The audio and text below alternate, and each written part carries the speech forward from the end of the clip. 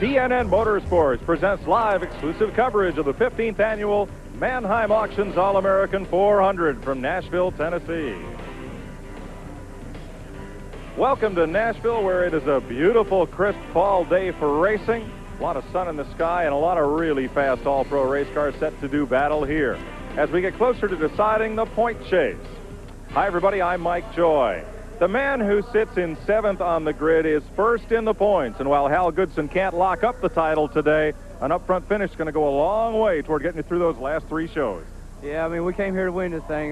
This is one of the biggest races of the year. It's probably the biggest race we run this year, and Bob Harmon puts on a great show here. Everybody's anybody in short track racing's here today, and Bob's got a $2,000 Gibson guitar, and that's what we want to take home and take the points lead home with us too. Do you play guitar? No, but I can learn. Okay. Hal Goodson will roll off 7th. Let's meet the man who's on the pole. Here's Randy Pemberton. Thank you, Mike. Speeds are going to be way up today. A clear indication came in qualifying when Tony Walls put his machine, his Chevrolet, on the pole at 111.867 miles per hour. Tony, I know that was a thrill for you, but you'd love to go to victory lane. Your best finish here in 2 starts has only been a 10th. What about it today? Yeah, we're in great shape. It's just a great honor to me to be here sitting on the pole at this field of cars. It's been the greatest field of cars here in about 10 years, I was told. And the last 2 years, we got 2 laps down early, and hopefully today we won't do that. We'll be there at the end. Okay, congratulations on your pole. Maybe we'll see you in victory lane. Thank you. Okay, good luck to you. Now let's go up pit road to Mike Joy and Buddy Baker. Mike? Thanks, Randy. The speeds here are fast, and there's any number of drivers that can win this race, and we've got a great point battle. But Buddy Baker, being fast here is one thing, but to be first here, what do you have to concentrate on most?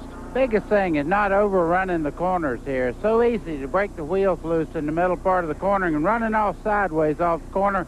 The foot has to work with the head today. Well, tire management will be key to winning this race, and tires were a big story during qualifying on Friday. Here's Randy. They certainly were for the guys in row 15, Mike Joy. You're looking at Mike Cope. He originally qualified his Penrose Chevrolet in the 3rd position. He comes to this race 2nd in points, but that's not where he's going to start. He's going to start 29th.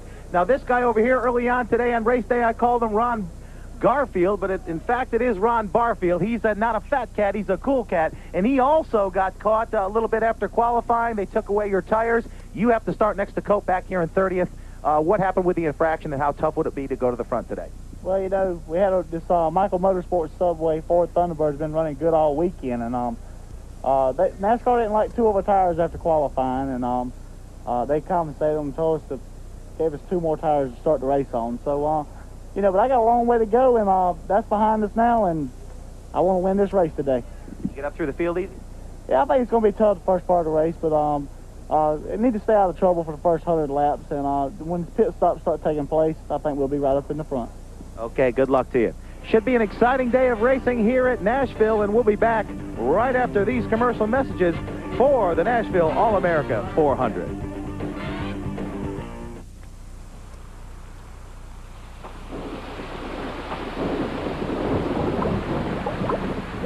There's more soap residue in your hair than you think. So you'd better call your Rain Soft water treatment dealer today. In the middle of my workday, I don't do power lunches. I do power lifts. And when you work out this hard, better use a deodorant that works hard too. That's why I use Speed Stick. It gives me 110% protection that lasts all day. And fortunately, all night. Because while I may not have time for lunches, I always manage to find some time for dinner. Speed Stick, like you, it never quits. And try new Speed Stick Clear for clear protection that never quits. 5 minutes. The amazing split-fire spark plug won a United States patent. Does it really work? Is it that much better? It's guaranteed. 5 extra horsepower by merely installing these plugs. You'll feel it work. Guaranteed. A 4.8% gain in mileage. You'll save because it works. Guaranteed. There's nothing like a split fire. You'll get more power and more mileage for your money back. You'll get more here, and you'll spend less here. Guaranteed. In racing, there's no margin for error. The crew follows the same procedures every time the car pulls into the pits. It's the same way at Jiffy Lube. We follow the same strict procedures more than 50,000 times a day. It's your assurance that when you bring your car to Jiffy Lube, the job will be done right. And Jiffy Lube offers Pennzoil. That's why if it doesn't say Jiffy Lube, it just isn't Jiffy Lube.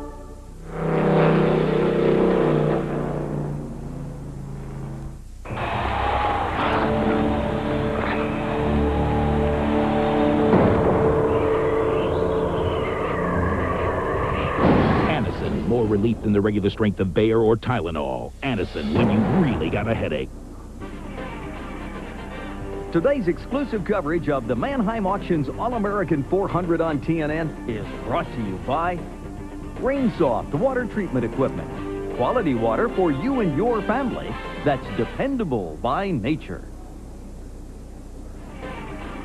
They're on the pace laps. Let's have a look at the starting grid for today's race. Tony Walls has his third career pole. You met him earlier with Randy, and he'll share the front row with Eddie Mercer, who makes his third straight front row start here at Nashville.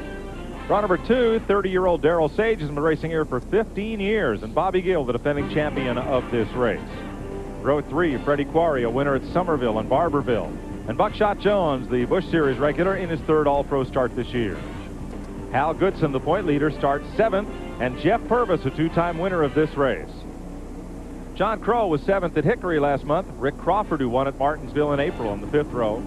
Row 6, Shane Hall with 2 second-place finishes this year, and Robert Powell, 2nd at Barberville, Florida. Scott Walters has 9 top 10s this season, and Gary Jones, the winner at Lanier in August. David Green makes his 8th start in this race, and Billy Bigley Jr. won at Myrtle Beach this year. Kenny Wallace makes his first All-American 400 start since '89, and Toby Porter, a winner at Myrtle Beach and Pensacola. Next, Scott Hansen, who won the All-Pro opener here in March, and Mike Thomas, who runs at Concord, North Carolina. Andy Kirby, the Nashville Speedway champ last year, and Jimmy Britz, who's leading Rookie of the Year honors. Ron Young has 11 top 10 finishes this year, and Mark Green makes his first start in this race since '91. Matt Kenseth finished 3rd here in March. Chuck Winders makes his first start in this race. Wayne Anderson, son of Florida short track king Dick Anderson, and Tammy Jo Kirk has 2 straight top 10s in this race. Mike Cope, 3-time winner and 2nd in points, the defending series champ, and Ron Barfield Jr., winner at Mobile and Hickory. Florida veteran George Ingall makes his 4th start in this race, and Scott Sutherland looks for his first All-Pro win in 2 years. Dave Mater III won the qualifying race yesterday, and Jody Ridley, 6-time series champion. Chad Chaffin is the new Speedway champion here at Nashville, and Rich Bickle finished 3rd here last year. Len LeGrand usually competes at Louisville, and Steve Allison, Bobby and Donnie's nephew. David Littleton won a 200-lap late model race here in July, and Joe Buford, a 5-time winner this year here at Nashville. Brad Payne, Kentucky driver, in his 3rd All-American 400, and Wayne Willard, a rookie who won at Lanier in June. The 42-car field is the largest in the history of this race. It'll take green next time by. Butch Lindley won the first one here 15 years ago, beating Mark Martin and Dick Trickle. 400 laps today. Darrell Waltrip holds the race record. Waltrip, a winner here in 1987. Came from 3 laps down to beat Mark Martin, Robbie Crouch, Butch Miller, and Dick Trickle. Here's how the points look, and you'll see that Hal Goodson has a sizable lead, 155 points. But look at how close 2nd, 3rd, 4th, and 5th are. Cope, Barfield, Bigley, and Quarry. 3 races to go in the season after today. Pace car is in, and they'll look for green this time. On the pole, Tony Walls, Eddie Mercer in blue alongside. And we get a clean start. Buddy, this field's not going to sort itself out single file very quickly. Not right away. I tell you, the bottom part of the racetrack's a quick way around, but right now they're 2 by 2 going down the front straightaway here, and yet they're making it work. They had a lot of races here yesterday, and the track's in good shape. But the drivers who started in the outside row end up at a disadvantage. Mercer has slipped to 3rd. Darrell Sage has moved up. Here's Freddie Quarry in number 6. And defending race champ Bobby Gill in 71 on the move. You see Mercer there in the 72. He would love to get in the bottom lane, but right now he's called out there, and he can't just check up. He'd lose more than 1 or 2 positions. Al Goodson, number 16, the point leader, right behind those 2 blue cars. Clean first couple of laps here. 400 laps the distance.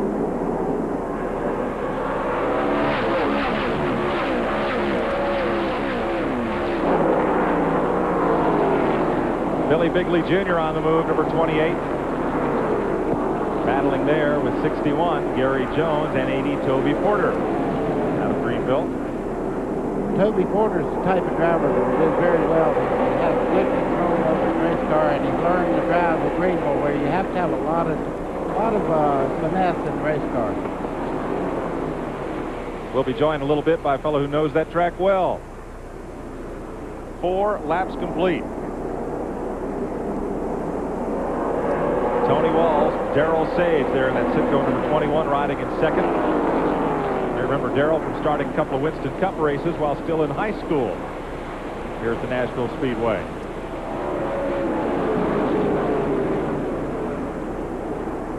Freddie Quarry running in third. That's that black green numeral number 6. Bobby Gill in fourth. And Kenny Wallace in the red dog number 36 moving up.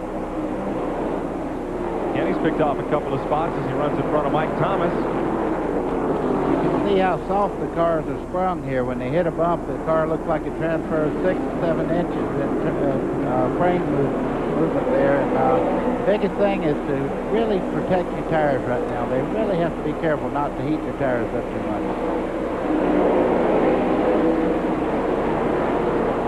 The battle is in 5th spot as you watch Kenny Wallace, who is 16th. Right behind David Green, running the Slim Jim number 43 there. Pretty tight traffic all the way around here. That's 38 John Crow just ahead. There's Crow. Running just in front of David Green. Green, the defending Busch Series champ.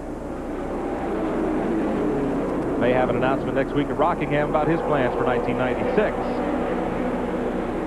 Kenny Wallace taking a look on the inside there. He didn't have quite enough speed to pull that pass off coming out of the corner, but Kenny's the type of driver. He's going to dog him. No pun intended. He's going to dog him, but that's a mean-looking car, though. Kenny was excited about the chance to run here at Nashville. The Philmar shop is just about a block and a half from the Speedway here in Nashville. Darrell Sage tracking the race leader, pole sitter Toby Walls out of Alabama. 10 laps in.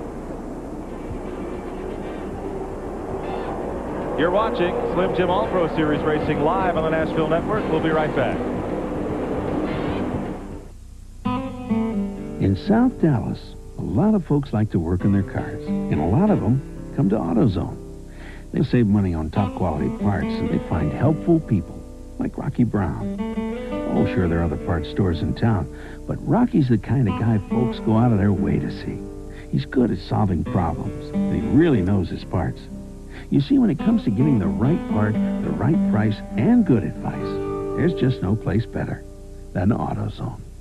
You see, this mouth is working up a hunger. Why not build your own $1.99 meal at Long John Silver's? Hey, fine, I'm a do-it-yourselfer. So start building with our amazingly crunchy batter-dipped fish, tender chicken, or golden shrimp. That'll work.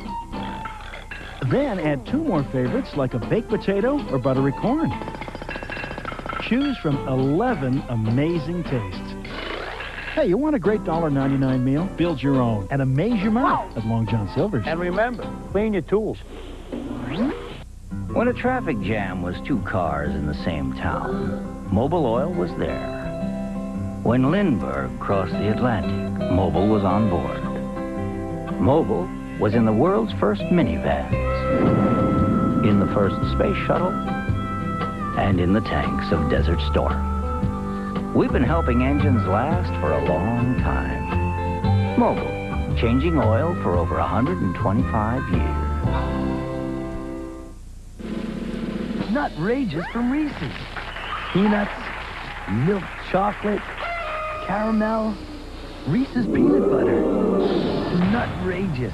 Give your mouth a party. This year, over 400,000 aluminum radiators will corrode and fail. But Prestone Antifreeze bonds with aluminum, forming the Prestone Zone of protection against corrosion. It's your car. Protect it in the Prestone Zone. 17 laps complete here at Nashville. Steve Allison has just made a pit stop, comes back out 1 lap down. Jason Keller out of Greenville, South Carolina, Busch Grand National competitor who spent 2 years in this All-Pro Series, joins us in the booth. And glad to have you aboard. Thanks for having me. I really appreciate it. Walls right now holding Darrell Sage. Freddie Quarry continues to run in third. Bobby Gill, the 71, in fourth. 72, Eddie Mercer, the outside pole sitter, and Rick Crawford from Alabama moving up. He won at Martinsville in April. You saw a lot of him in TNN Winter Heat. He's the type of driver anywhere they're racing, you'll see that number 14. He's pretty well known all the way across the country, and you can see why. He keeps the heat all. Oh, a little too much there. Got into the back of Mercer just a little bit, but he made the pass. A little early for a lot of that to be going on. We had a bunch of it here yesterday in the late model stock race that you'll see on TNN later this fall. Back up front, Freddie Quarry has really closed up in the battle for second, and Bobby Gill, last year's winner of this race, the 71, is right with him. Jason, you can see the back of these cars beginning to dance out just a little bit as part of a green flag run that you expect these cars to begin to loosen up some. Yeah, it goes back to a little bit. Trouble on the leader. A lot of smoke from Walls, and it looks like he is going up in clouds and out of here. Oh, man. Tony Walls will be coasting into the pits. We will stay under green. Something has happened to that number 81 car. And Walls, who led the first 21 laps, will head pit side. See the 44 car of Mike Cope, he's not making it right now, running through the traffic very well. He's kind of hung up in position there. He's trying to get by, but it's pretty hard to make a pass here. Going back to you talking about the cars dancing around, there's a pretty bad bump off of 2 over there, and as the day goes on, you'll see the cars moving around a lot more, and especially on the older tires. This racetrack will be completely repaved about 2 weeks from now. Promoter Bob Harmon says they're going to dig it up. That's Ron Young there in the 4 car. You see Cope making the move on the inside. He's not getting much resistance there. They don't fight much in the early part of the race. If that had been 10 to go, it'd been a little different. Now here's Ron Barfield, the blue number 97, who started alongside Cope back in the 15th row. He started 30th. He is now up to 19th. So Barfield's in a hurry to get back to the front. Yeah, he went by Scott Hansen just a couple of laps back there. And you know, Scott Hansen won the race here in the spring. He's a very good race car, but Barfield's on a mission right now. They get 12 tires for this event, including the 4 they started on. So, excuse me, 16 tires, 4 sets of tires, counting the set they start the race on. It'll be very interesting to see how tire management plays out here. Mike, you can see Darrell Sage in the 21 here. He's cocking the car just a little bit to get in the corner, meaning he's got a lot of bite in the car to hold it and keep it from getting loose. Now, Freddie Quarry is able to hold a little tighter line getting in the corner. Now, I don't know which is better, but we do have a sun condition today, although it is very cool and nice here. Buddy, is that a better setup for a short run than a long one? Well, I would want the car really tight to begin with and let the racetrack come to you, especially a 400 lap event here. You can see Quarry really eat him up getting in the corner. All right, let's go down to Randy Pemberton with the pole sitter. Tony, utter disappointment for you, your entire team. What happened? Just let it go or what? Yeah, the motor blew. Something broke inside internal. I don't know what it was, but that car was really hooked up. We're just out there riding, taking our time. I believe we had a good shot at it. That's just awful disgusting. Okay, better luck next year. Thank you. Tough break for Walls, who, what you were saying this morning, buddy, he qualified on the outside pole here for a race? Yeah, his first time ever he sat on the outside pole here, missed the driver's meeting and started in the back and got collected up. And he was sitting in the, waiting on the driver's meeting this morning all by himself. He didn't want to give that spot up. Well, he was the first car to start today's race and will be the first car out. See Bobby Gill in the 71 there. He's trying to get by Quarry right now. It looks like he's really got a good head of steam up, but he can't make the pass. Quarry's running right around the bottom of the racetrack. The 6 car is the one I'm talking about. Freddie in that terminal trucking machine. Works to the outside of Brad Payne. Payne goes a lap down to the leaders. Darrell Sage, who began racing here at the age of 15 years ago, holds the lead here at Nashville. We'll be right back. 5Gs hurts. When the car fires up, it's power. It's talking to me. All I hear is music. When you hit the throttle, it pulls your head back and it wants to rip it off. It's you, the competition, and everything has to be just right. Pure oil now. Man, from that time on, all you can think about is winning. Pure oil, yeah. Man, that's a ride. Legends live. Pure oil. It happens in the hospital. It happens at home. When heartburn flares up, the #1 choice of hospitals is fast-acting Maalox. Hospitals can count on it for speed, and that's just what you need. Maalox, the first choice for hospitals, the fast choice for home. It's short track racing at its finest as the Super Truck Boys tackle Bakersville, California's Mesa Marin Raceway. The NASCAR Super Truck Spears Manufacturing 200 today, 4 p.m., 3 Central on TNN Motorsports. December 4 to 7, you can join Winston Cup drivers and their families. The Pettys, the Irvins, the Bodines, the Musgraves, and the Grissams on the Big Red Boat. It's the NASCAR Family Cruise. For more information, call the number on your screen. 35 laps complete. Darrell Sage works around the outside of Andy Kirby. And there's Rick Crawford moving in on that lead pack. That's the blue car, the circle bar number 14. Trouble, turn 3. 2 cars slam the wall hard.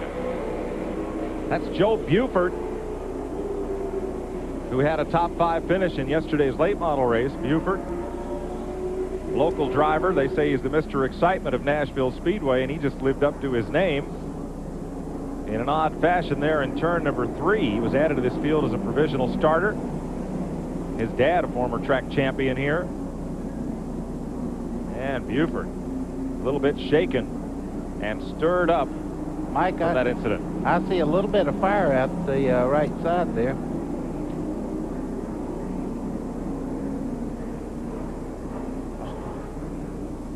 All right, Buford is okay.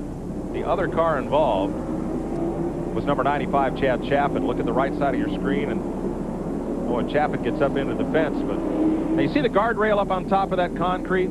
When Bob Harmon came in here as promoter, he said, we need a strand of guardrail to top that concrete, and that's the second time in 2 days that Armco barrier has kept a car in the racetrack. So good move. Boy, I tell you what, we've seen that thing work, and if it hadn't been there, like you say, 2 cars would have been out of the ballpark here. Now, those 2 drivers, Buford and Chaffin, that got involved in that wreck have had several run-ins this season in the weekly late model races. Chaffin won the championship, but Buford also posted his share of victories. They just got together. So the caution is out for the first time today. There is Joe Buford. He is okay. And with this caution, we'll take a break from Nashville Speedway. We'll be right back with you live on TNN.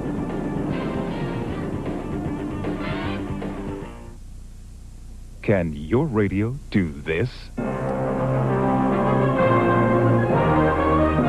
Only one radio can give you stereo sound this big, yet is small enough to fit almost anywhere. The extraordinary new Wave radio from Bose. Press the remote control and hear sound from a radio like you've never heard before. Big, rich sound that fills the room. You hear music the way it was meant to be heard. Clear, full, incredibly lifelike. You've got to hear the Wave radio to believe it. And now you can, in your own home. Satisfaction guaranteed. Call us toll-free to learn how, and we'll deliver the Wave radio to your door.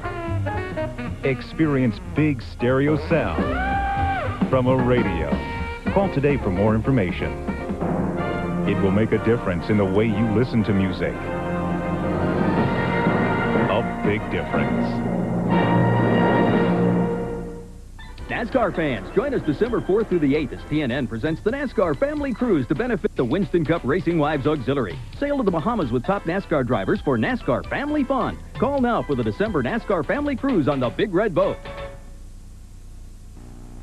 When things are changing, when you're rearranging, the look that's right, that fits your life, is in one store at Rooms and More. Yeah, things are changing at Montgomery Ward. Now at Electric Avenue Montgomery Ward, get an Admiral 4-head VCR for just $169. Or get an Admiral Hi-Fi VCR with VCR Plus for only $219. That's great VCRs at great low prices. Hey, things are changing at Montgomery Ward. Are you ever going to get a line in the water? With Line Saver, you'll get rid of all kinks and tangles forever. Catch more fish with improved casts. Save time untangling messes and replacing expensive tackle. It's easy to assemble Line Saver so you're catching fish sooner. Can't catch them if you're not in the water. To keep kinks off your line and more fish on, order now 1-800-678-3949. That's 1-800-678-3949. Call now 800-678-3949. Welcome back to Nashville. We're under the first caution of the day for this incident between two of the hometown heroes, Joe Buford in 75 and Chad Chaffin. There you can see it's already started. And Buford takes a ride. Boy, he had some hang time on that little hit in the wall there. That car come very close to getting out of here. Comes to rest up between 3 and 4 while Chaffin's able to drive away. If you're seeing these All-Pro cars for the first time, they're just like NASCAR's Northwest and Southwest Tour cars. Kenny Wallace takes a closer look. Everyone always wants to know the difference between an All-Pro car and a NASCAR Winston Cup race car. Well, first of all, let's start with the weight. This is a 2,800-pound car compared to a Winston Cup car of 3,400 pounds. Check out the body, how flimsy this is. There's a lot of weight difference. Therefore, the roof height is also lower on these cars, carries a lot less weight, and therefore goes through the corners quicker. Let's go up front here and check the motor out. This is a V8 9-to-1 compression motor with a 390 carburetor compared to a Winston Cup car, which is a V8 358 cubic inch, unlimited carburetor, and unlimited compression. This motor right here you're looking at makes about 515 horsepower compared to a Winston Cup car, about 720. Also, let's check the springs out. Rack and pinion steering, real lightweight. Coilovers. All this stuff you see up here, when you put all this together, even though Winston Cup cars are more powerful at a slippery place like Nashville, these cars are much faster. Kenny, who's an itinerant commentator on some of our TNN Winston Cup telecasts when he's not racing, is in the race today. There is the leader, Darrell Sage, whose car rolled to a stop on the back straightaway. Boy, that's very unusual. I don't know what could have happened. It could be ignition or something like that. This is the 5th appearance for Sage in this race. He has never finished it. Ran his first one here at the age of 16, but he's had 4 DNFs and gets pushed off to the pit area right now. We're still under caution. We'll be right back. I can't stop loving you. Their music touched our lives. Music straight from the heart. America's country music legends. Hello, darling. Nice to see you. It's been a long time. Now relive your special memories in Country USA. All your favorite country classics in one complete collection. Only Country USA brings you Merle Haggard, Johnny Cash, Dolly Parton, Eddie Arnold, Skeeter Davis, Theron Young, Patsy Cline, George Jones, Loretta Lynn, Hank Williams. Beating heart will make you weep. Crazy. Call now to get 24 memory-filled hits from 1961. More than 1 full hour of the greatest country hits ever. Just $9.99 on compact disc or cassette. Sweet dreams of you. I fall to pieces. Don't worry about me. Then audition other fabulous Country USA albums, each for 10 days, and satisfaction is guaranteed. Country USA is not sold in stores, so call now and get a lifetime of precious memories. Here's how to order. To order Country USA, use your credit card and call 1-800-718-5577. That's 1-800-718-5577. Or send $9.99 for 1 double-length cassette or 1 compact disc, plus $3.50 shipping and handling to Country 61, Department 1, Richmond, Virginia. Glenn Jarrett and Larry McReynolds are standing by at Bakersfield to bring you the Spears Manufacturing 200 NASCAR Super Truck by Craftsman Series race, and that's next, right after the All-Pro event here at Nashville. Randy, what happened to Darrell Sage? Well, they think it's an ignition. They do run dual ignitions on these cars. He flipped the box, flipped the switch, got nothing out of it. The car was not running when he entered his pit, so the team has gone to work on the ignition system. So just a tough day for that guy. A lot of cars, a lot of teams have taken the opportunity to pit under this caution. I counted at least 14, included in that Ron Young, Rich Bickle, Scott Walters has been in several times, Brad Payne, Scott Sutherland, Chuck Winders, just a host of cars on pit road to take on at least 2 right side tires is what I saw most up and down pit road. They have gotten the car fired now, so they will hopefully get him back out here shortly. Tough break for Sage. He's lost several laps in the pits, and among the contenders who pitted, also Scott Hansen as well. We'll look for a restart this time by. Toby Porter has lost a few laps in the pits, and he is headed for the garage. So a short day for the Grease Lightning team. Back under green, they run off into turn number 1. Lap cars on the low side. That sorts the field out just a bit.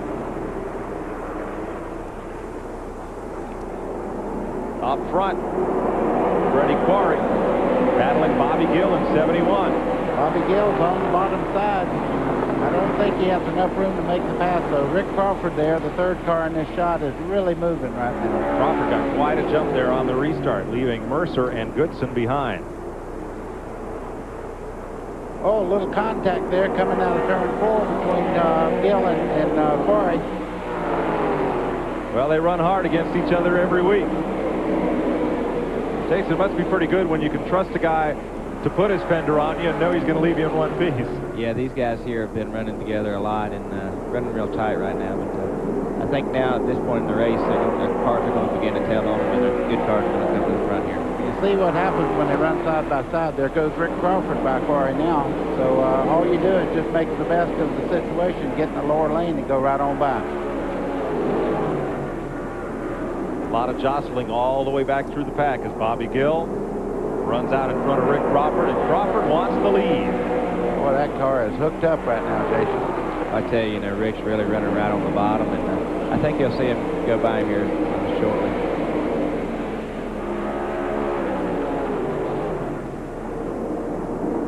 Bobby Gill in that Hooter 71 trying to keep the car on the bottom of the racetrack. These two are running away from the pack. What Rick Crawford has to do right now is not try too hard and maybe heat the right sides up, and that will cause him to fall back and lose the ground he's picked up on everybody.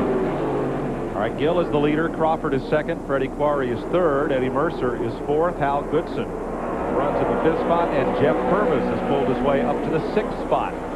Seventh is Buckshot Jones. Eighth is Billy Bigley. In ninth is Robert Powell. And at the 10th spot, Scott Sutherland. Here's Buckshot Jones, Ricky and Eddie Pearson crewing that car. That's the only 4-link rear suspension car in the field.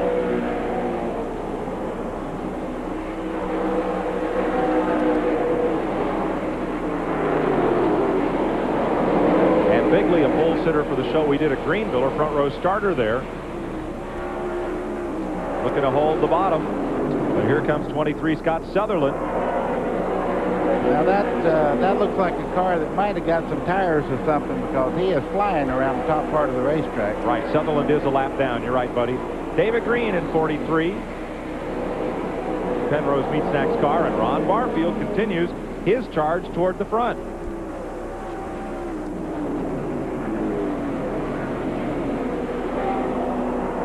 I was talking to Ron earlier in the pits, and he was really excited about his chances here today. And as you can tell, he was excited for all the right reasons, because he's really coming to the front, and they're really doing a good job at it. This battle for 11th and 12th. Here's Randy. Well, you can see the disappointment on Darrell Sage's face. Darrell, wasn't the ignition? What happened? Yeah, it looked like the wires on the ignition burned up, probably shut off. Had a good run while it lasted. Excuse me? Had a good run while it lasted. Yeah, I think we had a car here today. The Sitco Monte Carlo is running really good. That's the way it goes. Okay, tough break for Darrell. Bobby Gill trying to win this race for the second year in a row. As you watch Ron Barfield and in mid-pack there. Rick Crawford is not going to make it easy. Rick's just sitting there right now waiting on some little mistake by Gill, and he'll go right under him because he's a little bit quicker, it seems, especially right here. You see in the center part of the corner, he pulls up a half a car length. Now he's got the fender under him down the front straightaway. Gill's going to hold him off down into the corner. Good battle at the front. Freddie Query's all by himself in third, as is Eddie Mercer in fourth.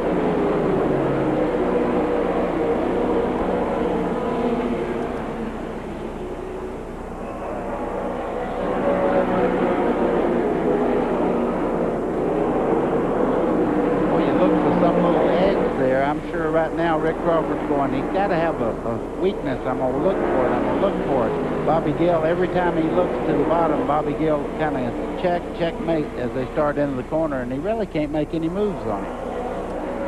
I'd made the statement a minute ago that 14 was going to drive on by him, but I forgot who I was talking about. Bobby Gill's a tough competitor, and they're really doing a great job. And these guys are pulling away from the pack and doing a really good job right now. Who's working harder right here, Crawford or Gill?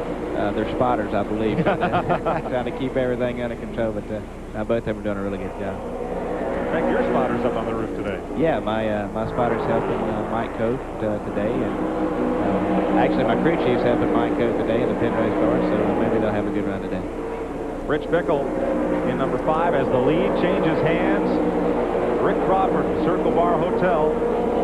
Number 14 goes to the front. Now, Mike, that's what I was talking about. Once you get up the side of them in the corner, it's pretty well done then, because the lower lane is the quickest way around. Look at Crawford take off. You can see, wow, Gill's car is jumping out just a little bit, and that thing will get worse and worse as this race goes along, getting loose until he can adjust.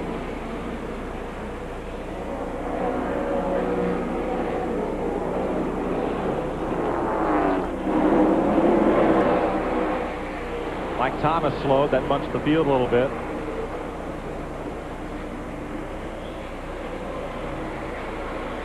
Only one caution so far, 62 laps. Bobby Gill, the third leader of this race, and now he's turned it over to Rick Crawford, and Crawford is trying to check out. We'll be right back. When you work with guys like Waltrip, Petty, and Wallace, you learn that keeping a car on the road means preventing problems before they start. And that's especially true with radiators. Radiator Restorer Sealer Conditioner prevents the buildup of rust and sludge that causes radiator failure, and it stops radiator leaks in seconds. Radiator Restorer lubricates and conditions your entire cooling system, plus it's environmentally safe. Why wait till problems heat up? Use Radiator Restorer and keep your cool. 3 out of 4 new car radiators are made of aluminum, lightweight aluminum, as thin as the top of this can. This year, over 400,000 aluminum radiators will pit, corrode, and fail. Protect your car in the Prestone Zone. Prestone Antifreeze bonds with aluminum, forming the Prestone Zone of dual protection against corrosion and temperature extremes. Don't put your car at risk. Protect it in the Prestone Zone. I remember when the only choice was aspirin. Next came Tylenol, but couldn't always handle all my tough headache pain. And now there's Aleve. But if pain comes back once you've taken it, you could be in pain hours before you can take more. No thanks. For me, the best choice is Advil. I can take Advil the way I want to. Advil contains the #1 doctor-prescribed pain reliever in its class in non-prescription strength. Nothing is proven to work better or last longer than Advil. Nothing. Advanced medicine for pain. Peerless Faucet didn't come up with the idea for a spout long and high enough to reach over and into large objects. We merely adapted it for the kitchen. High-rise faucet designs by Peerless. Get more out of your faucet than just water. No trendy health club. No $60 shorts. No bull. Speed Stick's no-nonsense formula gives you 110% protection. Like you, it never quits. By men. Welcome back to Nashville, where Rick Crawford's been getting caught up in the traffic. He now laps past the 29 of Chuck Winders, and Bobby Gill is stuck right to him. Just about a car length or 2 back. Freddie Quarry in third. Moving back in. Here's a look at your leader. Meanwhile, Buckshot Jones and Billy Bigley have been joined by Ron Barfield. do after getting those tires is closing in. There's that blue car, Barfield, trailing that pack. Mike, he's driving his heart out. That car is not working as well as he's running right now. He's had that thing crossways and every other way around this racetrack. He's driving his heart out right now. You see Bigley coming up beside Buckshot down the back straightaway to take that spot away. Billy Bigley decided time to go, and he will take 7th place from Buckshot Jones. Here comes trouble, turn 2. 2 cars crashing and spinning. The 0-2 was involved. David Littleton with the 61 of Gary Jones. Caution is out for the 2nd time. Littleton was involved in that big wreck that capped off the qualifying race yesterday.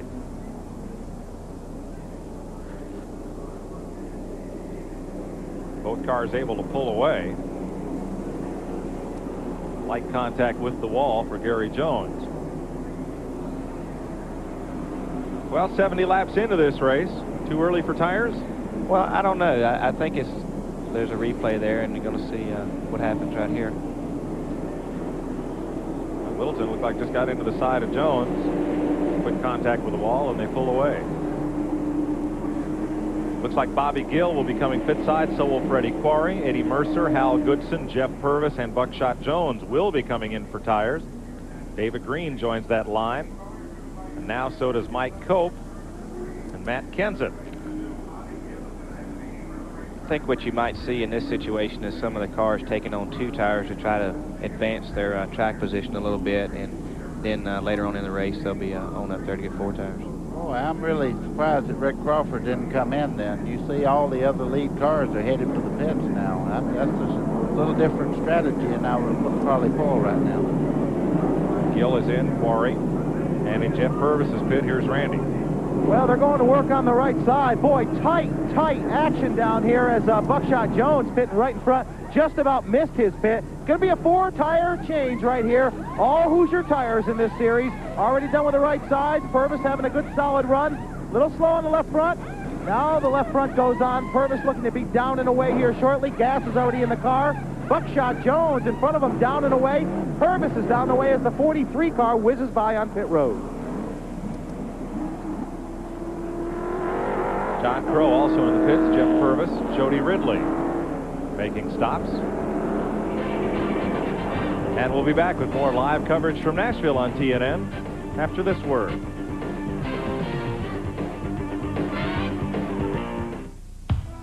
To keep tabs on your engine, look here. To keep tabs on your budget, look here.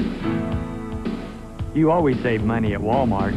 Save every day on Pennzoil Performax Synthetic Motor Oil. It flows in the cold and keeps cool in the heat. So it protects to the max. And that keeps things right where they should be. And because we're always working at Walmart to save you money, you'll find our prices are right where they should be. Always low prices, always Walmart.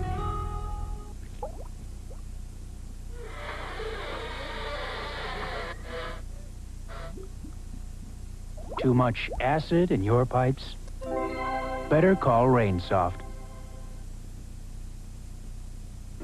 Both these men took cold pills, but Jack's quit working hours ago. Dave's didn't quit. He took Epidac 24. Unlike most tablets, Epidac releases the right amount of medicine at the right time for 24-hour relief. Epidac, the cold pill that just won't quit.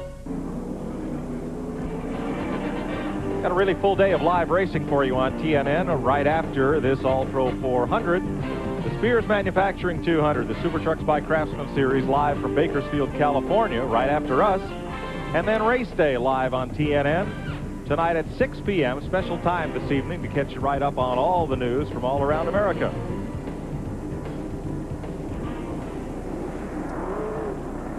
They'll go racing next time by. Now, Rick Crawford did not stop. Billy Bigley Jr. also did not make a pit stop, nor did Ron Barfield or Kenny Wallace. Now, Mike Cope said his strategy would be to take on 2 tires only on this first stop to improve his track position. In fact, he intends of his 16-tire allotment to use 10 rights and 6 lefts. So two tires this stop, 4 the next time in, 2 the next time in, and then 4, and so on. So the lap cars line up, and we get set to go for the restart. Rick Crawford from Mobile, Alabama. Circular Bar Hotel from Ozona, Texas sponsors that machine. Billy Bigley Jr. right with it.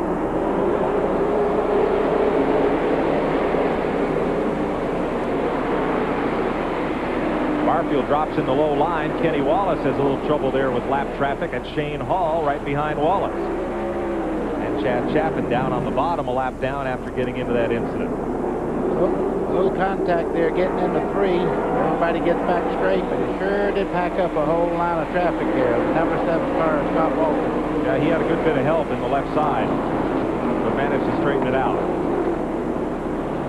Battling there with Andy Kirby, last year's track champion here at Nashville. The field sorts out, and boy, did Rick Crawford get a jump on the field.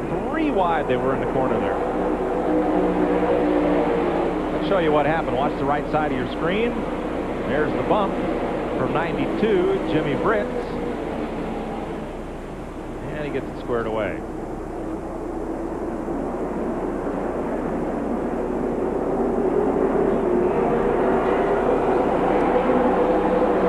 It'll be how quickly those cars that got right side tires can come through the pack. Leading that group is Mike Cope, and there's Cope along with Scott Hansen and 72 Mercer, and the 8 Matt Kenseth also got tires.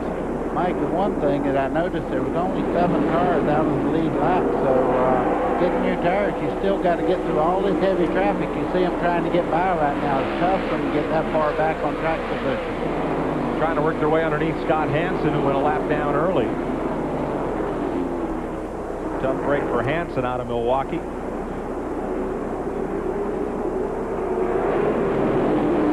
And Freddie Quarry there slowing. Something's happened to his car. He's off the pace a little bit. And somebody lost a hood panel in all that bump and run. Quarry's dropped right down to the bottom of the racetrack in the terminal trucking number 6. And he's going to pull it to a halt, and that will force the caution flag here. Quarry could not get the car to the garage area. That was his intent. Yellow is out. See the 23 there of Brad Payne trying to get his lap back. I believe he will. He's racing back to the flag right now. Let's show you what happened to Freddie Quarry. Right there, something lets go. Flat left front tire, we're told. There's David Green dropping down to the bottom. The hood flying off. You think they're lightweight or what? And Quarry now gets his car restarted. And we'll come around. The pace car will pick him up. He'll lose a lap and make a pit stop. In 1987, Darrell Waltrip came from 3 laps down to win this race. It's not yet 1/4 distance. Mike, that 23 car that made that lap up was Scott Sutherland. Thanks, buddy. Here's another angle. Watch the number 6 car on the right side of your screen. That's Jody Ridley inside him in 98. Whoa, boy, Jeff Purvis got a little shot in the back there from Jody Ridley, yeah. And Quarry cuts the tire down. David Green gets inside. And Buckshot Jones makes a stop. They're looking underneath the rear end of his car. David Green is in, and we found it was the pizza box was missing off Mark Green's number 20, Papa John's box. It used to be the hood. Jason, you'll get used to all these things he does like this. Oh yeah, I'm the only punster, right? All right. Who looked at Kenny Wallace's car and said he was dogging it? Oh my, I don't know. That would have been Baker, I believe.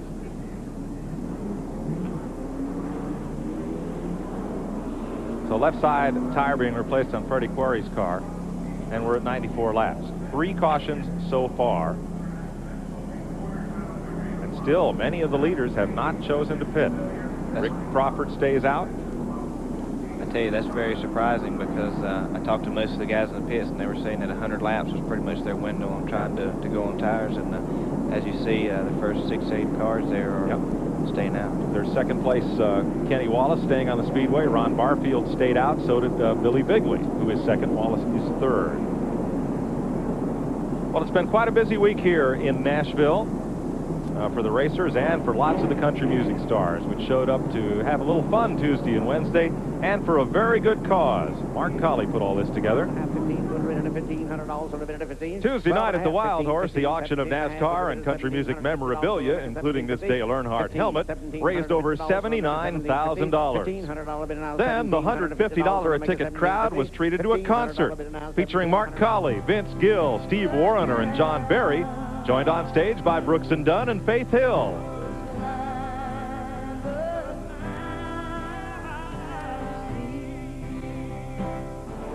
Wednesday night at the Speedway, action aplenty. Tracy Lawrence in the black number 10 knocked the rear bumper off Mark Colley's candy apple red number 1. And here's Billy Ray Cyrus's aching broken race car number 4. Came down to a battle between that duo, Brooks and Dunn, with Kix Brooks taking the checkered flag over Ronnie Dunn, Tim Rushlow, and T. Graham Brown. How about a nice hand for our 1995 champion, Mr. Kix Brooks, everybody. Here he is. Congratulations, ma'am. Thank you for what you've done for this charity and for what you've done for Legend Car Racing and all these fans around the country. I appreciate it. Well, thanks, buddy. It's just great to be a part of it, and you're doing a wonderful thing here. Best of luck to you. Glad you got your bumper fit on it. I'll get you back next year, baby. Bruce Harrison came running up from the garage area with a bumper for Mark Colley's car. The Mark Colley Celebrity Race for Diabetes. Looking for a cure. Eli Lilly Company was the major corporate backer of that. Among the special awards, Marty Rowe got the Mark Collide Award for crashing his car. Billy Ray Cyrus and Tanya Tucker shared a banana peel for spinning out the most times. And Jeff Bodine, who worked on the tape delay telecast with Buddy and myself, got the Pit Lizard Award. I'm going to tell you one thing. If I could get Alan Jackson to drive a race car, I might go back to owning a race car again. That man can drive. He'd never sat in the Legends car and raced his way right to the front. Alan Jackson has got some talent behind the wheel. He had fun. We raised a lot of money. Nancy Neal from TNN did a tremendous amount of work to help put this together, along with Don Light. And thanks to all the Legends car owners, including the Manafort brothers, who brought 4 cars down from Connecticut for the celebrities to drive. Everybody had a grand time. Well, the leaders stay out and have not pitted here at the 100 lap mark, coming up on 100 laps. Randy, what's the strategy? Simple. A lot of posted prize money for leading different segments of this race. $1,000 to lead at lap 100. That's what these guys are shooting on for that, and they'll pit after lap 100. Sounds like a reason to me, don't you, Jesse? Wave that money flag and let's go. Rick Crawford leads on the restart. Billy Bigley in second, Kenny Wallace third, Ron Barfield fourth, Shane Hall fifth. None of those drivers have made pit stops. You have to go back to 10th place Mike Cope to find the first driver who has been to pit lane. Comes Scott Sutherland again at the 23 car. I don't know what he's done to that car, but he's a factor right now. He's as fast as anybody out there. He did take on tires a little bit earlier in the race. Now he gets his lap back. Correct something we said earlier. They do not race back to the caution in this series. They go back to the last completed lap. So Sutherland did not make up his lap. Now he has. And Crawford is driving a rocket. How soft that car just settles coming out of the corner. Even at that, though, coming out of the corner, you can see the car. It wants to dance just a little bit. That's the worn tires on it. Crawford has 2 All-Pro wins last year at Summerville, South Carolina, and this year at Martinsville. Also sometimes runs the Southwest Tour. He'll be at Phoenix with us in 2 weeks, live on TNN. Jody Ridley on the move. Number 98. Getting a little dusted up there with Wayne Willard. Jody Ridley's about the only person that has more experience than David Pearson as far as driving a race car. He was good when I started. Oh.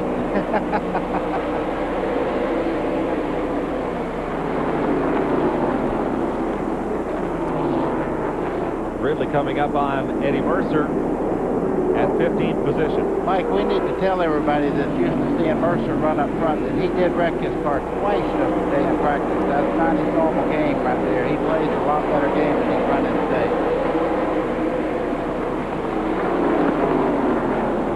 Jody Ridley makes his 13th start in this event today. Finished second in 1984. But has 4 other top 5 finishes.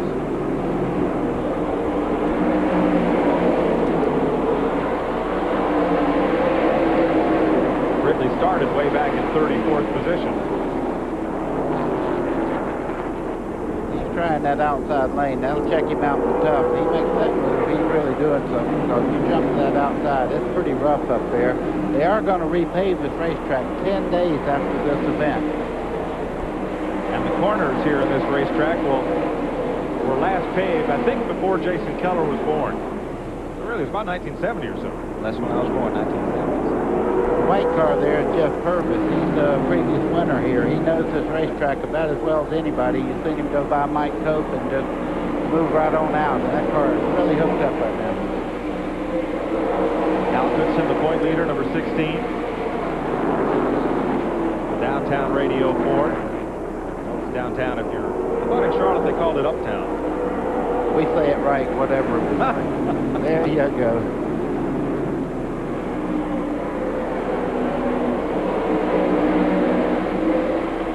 38 is John Crow. His dad runs Simpson Race Products, and Crow is having a good race here. He said he knew he could run with these guys and run well here when he came to the track, but boy, there were a lot of cars in the pit area. Crow was a little nervous about qualifying, but he timed in 9th. Number 38. What you have to realize about him is he just moved up from the Legends cars last year, so he's learning a lot right now. He's only going to get better. Now here's Barfield and Bobby Gill battling with Scott Walters. 9th place at stake. Wow, they're getting to it, I want you to know. That's a little contact there, Jason. And here comes Purvis. I tell you, there's racing all the way around the racetrack right here, and good racing, good close racing. I think the 97 is taking his toll on his used tires here, and just trying to ride till he can give him a caution. You can see him backing in the car, move around a little bit. Well, here's Mike Cope, who got 2 tires, right sides, under that caution at lap 72. Cope trying to get track position, moves underneath Barfield. These are the number 2 and number 3 point men. They are only 1 point apart coming in here. I don't even think they were that far apart coming through 3 and 4. How wide is the point? Oh, my. You can see Ron Barfield get sideways. Jody Ridley makes a move up on the inside as they hard down that back straightaway there. Wayne Willard, 0-1, comes with them, and here's John Crow in 38. And Ridley goes to the bottom on Mike Cope. Gonna get him. Jason, you made a comment during break just a second ago. When you get tires like that, it makes you look like Superman. You can go anywhere you want to, but the cars that are out there on these tires right now are suffering just a little bit. Yeah, they're really wanting a caution. They're really over their 100-lap window. There it is, back straightaway. 0-2 again, David Littleton. This time, Chuck Winders. I promise I wasn't wishing that on anyone trying to bring out a caution or anything, but it's a good opportunity for the leaders to come in and pit, but a bad opportunity for someone else there. Caution is out. I believe that's lap 102 on the board. And we'll see who comes pit side. Tough break for the second of 3 Papa John's pizza cars in this race. Chuck Winders, 47-year-old veteran, making his first start in this race.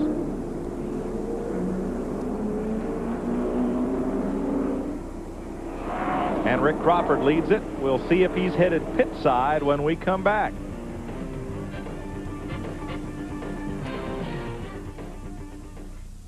Oh, the Grand Canyon. What a Grand Canyon. Times like these when you think about those closest to you. Think I'll call home. Please state your name. Homer! Yellow? Collect call from Homer? No way, man. I only accept 1-800 collect calls. Give me the times, Homer. Why, you little... Dial 1-800-COLLECT. It's the way to call collect. In the spirit of Italian generosity, the Olive Garden offers you the never-ending pasta bowl, just $6.95. Choose your favorite from our special Olive Garden pasta menu. Then mangia. Enjoy as many free refills as you want. Choose from spaghetti and meat sauce, creamy fettuccine Alfredo, and many more delicious never-ending Olive Garden favorites with free soup or salad and breadsticks. The never-ending pasta bowl, only $6.95 for a short time at the Olive Garden, where generosity is a way of life. It's short track racing at its finest as the Super Truck Boys tackle Bakersville, California's Mesa Marin Raceway. The NASCAR Super Truck Spears Manufacturing 200 today, 4 p.m., 3 Central on TNN Motorsports. Welcome to Earther Rock from the Sun. Joe Diffie, Toby Keith, two of the hottest young stars in the world of country music, are coming to Ed Smith Stadium in Sarasota on Saturday, October 28th at 7 p.m. Tickets range from $8 to $25 and are now on sale at all Ticketmaster outlets, the Ed Smith Stadium box office, or charged by phone at 813-287-8844. Joe Diffie, Toby Keith, Saturday, October 28th at Ed Smith Stadium. The best-kept secret on the Sun Coast? It's Lively Gifts and Kitchen, where your gift-giving is made easy with selections from the finest names in china, crystal, and giftware, including our newest additions, Waterford Crystal and Crane writing paper and invitations. Lively Gifts and Kitchen, where quality merchandise is surpassed only by the personalized attention you receive. Take advantage of our complimentary gift wrapping, then let us ship or deliver your gift for you. Stop by Beachway Plaza at the corner of 75th and Manatee Avenue. Lively Gifts and Kitchen, your best choice for luxury gifts and old-fashioned service. Welcome back to Nashville. 105 laps on the board. Pretty good house on hand today for the Manheim Auctions All-American 400. Nice sunny day here in Tennessee. As under this caution flag, lots of pit stops from the leaders. You're looking at Tammy Jo Kirk, who's 9th place a couple of years ago, the highest finishing woman ever in this race. She is the 6th different leader today. Randy, let's talk about pit stops. Well, boy, that was a sigh of relief I felt on all the crew members down here. A lot of guys that hadn't changed tires wanted to come in here. That was a wanted caution. A bunch of guys came in, took on 4 tires. Included in that was Kenny Wallace, who got 4. Shane Hall got 4. Several others got 4. Right now, coming to a stop on pit road once again is Freddie Query. They're aligning the front end on his car, so he's hit pit road several times of recent. Also, the 97 car, he took on right rear tires. He was down to the cord on the right rear, so the 97 car got tires as well. So a lot of guys taking this time to hit pit road, including Freddie Query, who is trying to line the front end right now. Add to that list Eddie Mercer. You mentioned Ron Barfield, and the leader, Rick Crawford, also got 4 tires. And Billy Bigley has made his first pit stop of the day.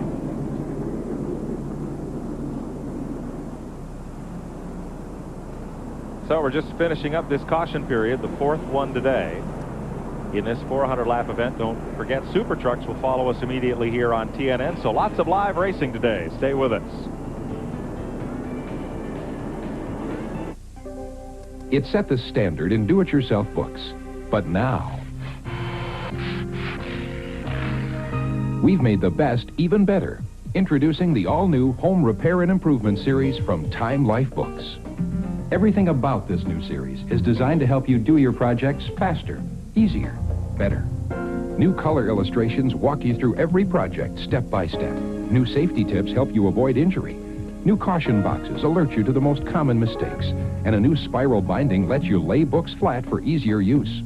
So now you can save money, get professional results, and create the kind of home you've always wanted without paying professional prices.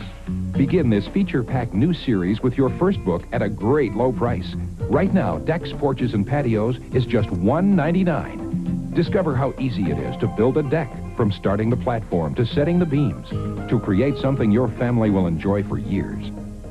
Learn the tricks of the trade for putting in a concrete or brick patio, and screening in a porch for cool comfort all summer long.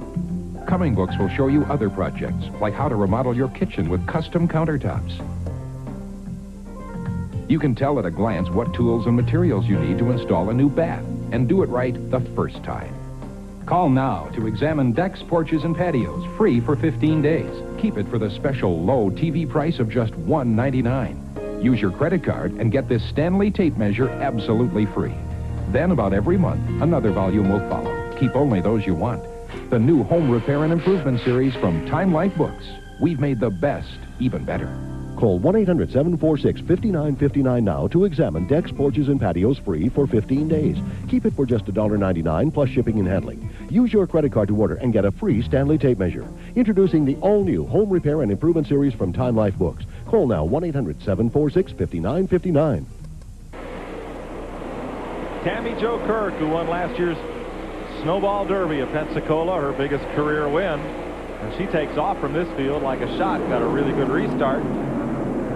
Number 8, Matt Kenseth, the first black car on your screen, running in second place. And Bobby Gill in 71.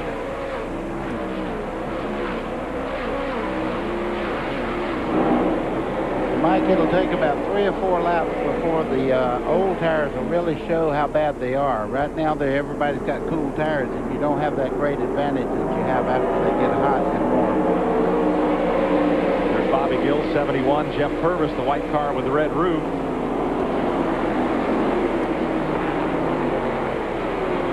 And there's Mike Cope battling point leader Hal Goodson, 1 and 2 in the points. 28 cars are still on the lead lap. Cars with new tires try to fight back toward the front. Cope to the outside of number 7, Scott Walter. I don't think Mike Cope has really got his car like he wanted all day. You see it a little bit loose? No, a lot loose. You see him coming off there. He's looking out the right door when he come off that corner there. Not a very pleasant thing this early in a run. All right, there's David Green. I'm not going to speculate, but he might have a tire going down because that car is really, really loose. There's Mike Cope.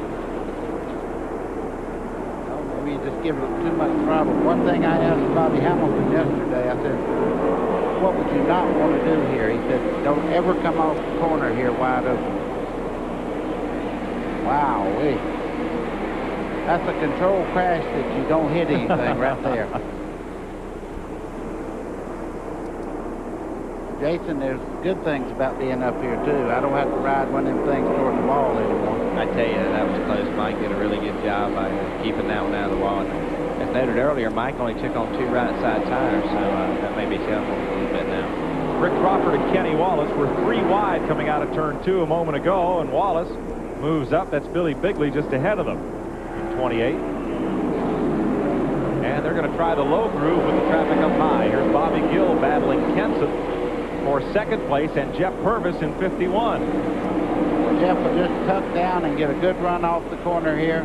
He'll make the pass going in the next corner here pretty easy.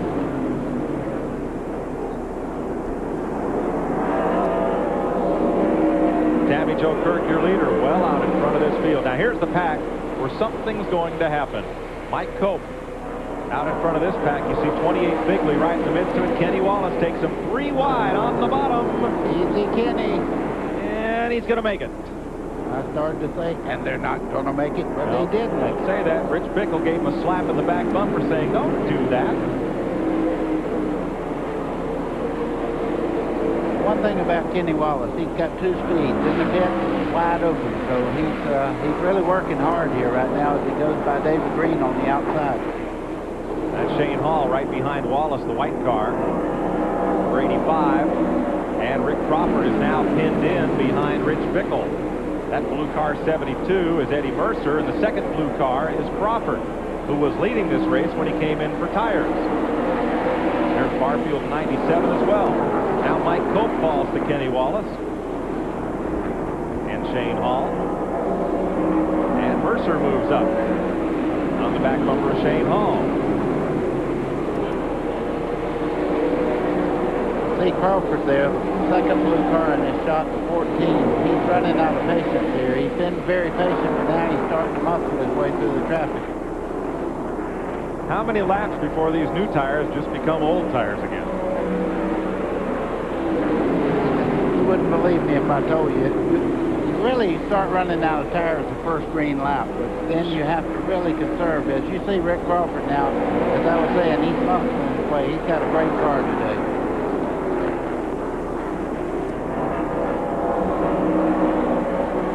Billy Bigley and Kenny Wallace are flying. They are the 2 cars that are really scrambling through this field. And there's Barfield, the blue car right in the middle of your screen, trying to get underneath Mike Cope, and does so. They are second and third in the points. Just 1 point apart with 4 races to go, counting today.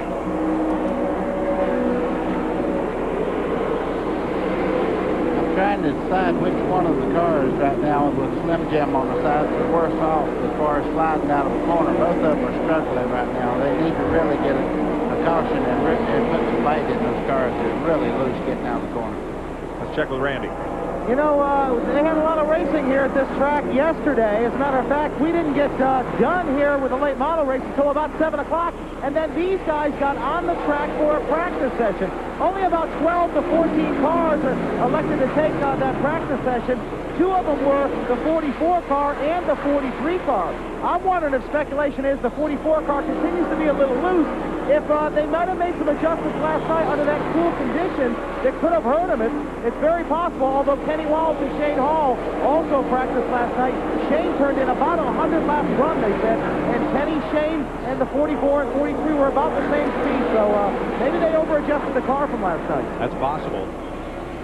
Mike, you see Tammy Jo Kirk just flying in the corners here. She's for real today. 125 laps complete. We'll be right back. When a traffic jam was 2 cars in the same town, Mobil Oil was there. When Lindbergh crossed the Atlantic, Mobil was on board. Mobil was in the world's first minivans, in the first space shuttle, and in the tanks of Desert Storm. We've been helping engines last for a long time. Mobil, changing oil for over 125 years. I want more power. I'd like better mileage. Split fire doesn't look like any other spark plug. It doesn't work like any other spark plug. 5 extra horsepower by merely installing these plugs. A 4.8% gain in mileage. With split fire, you'll get more here, and you'll spend less here. Guaranteed. Guaranteed. You'll get more power and more mileage for your money back. You'll get more here, and you'll spend less here. Guaranteed. When you're looking for the place with the best for your car, when it's quality and service you need. So where your question gets an answer and your money goes far, getting it right is the key. Get to the motivated, celebrated, Federated Auto Parts. Federated, 2,600 stores offering expert advice and the best in brand name parts. Federated Gold Plated, dedicated, Federated Auto Parts. Both these men took cold pills, but Jack's quit working hours ago. Dave's didn't quit. He took Epidac 24. Unlike most tablets, Epidac releases the right amount of medicine at the right time for 24-hour relief. Epidac, the cold pill that just won't quit. It happens in the hospital. It happens at home. When heartburn flares up, the #1 choice of hospitals is fast-acting Maalox. Hospitals can count on it for speed, and that's just what you need. Maalox, the first choice for hospitals, the fast choice for home. Welcome back to Nashville, where Bobby Gill and Jeff Purvis have caught Tammy Jo Kirk. Tammy Jo missed the last 2 races due to a big crash at I-70 Speedway in Odessa, Missouri that destroyed her car. She's back today and has led since the caution flag. Here comes Bobby Gill, though, trying to take the lead from Tammy Jo. Let's check with Randy. Gill tries to fight underneath against Tammy Jo. I'll tell you that Tammy Jo's tires are gone away as the 51 car tries to make a 3-wide cone into 1. Her tires are gone away because she took on 4 at lap 41. So next caution flag, you'll see Tammy Jo come in and get 4 new skids. But she's holding them off right now. She has lapped David Green and is about to lap the defending series champion, Mike Cope. She shows a lot of intelligence in traffic, too. You can see her use cars as pinks there to keep them away from her. Tight pack of traffic here. Cope does not want to go a lap down. See Bobby Gill in the black car, the 71 there, and Jeff Purvis, the previous winner here. Jeff is a master on the slick racetrack and a very good dirt kart driver. Rick Crawford is off the pace. He is coming to the pits. Not sure what's wrong with Crawford's car, who led a good portion of this event. Right rear.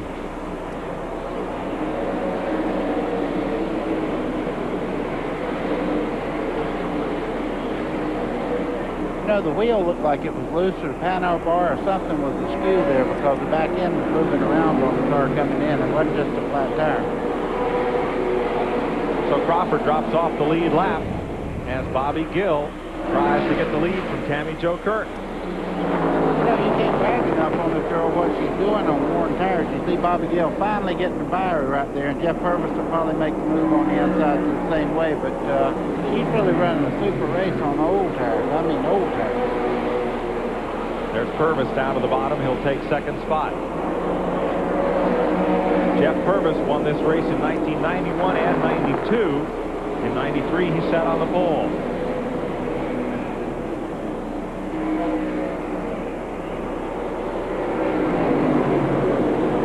Well, you want to see the difference in new tires and old tires right there. In one lap, there's about a 10 or 12 car length difference between Gill and Tammy Jo Kerr. Here are two of the cars that recently got tires. Hal Goodson, the point leader, and 38 John Crow moving up through the field.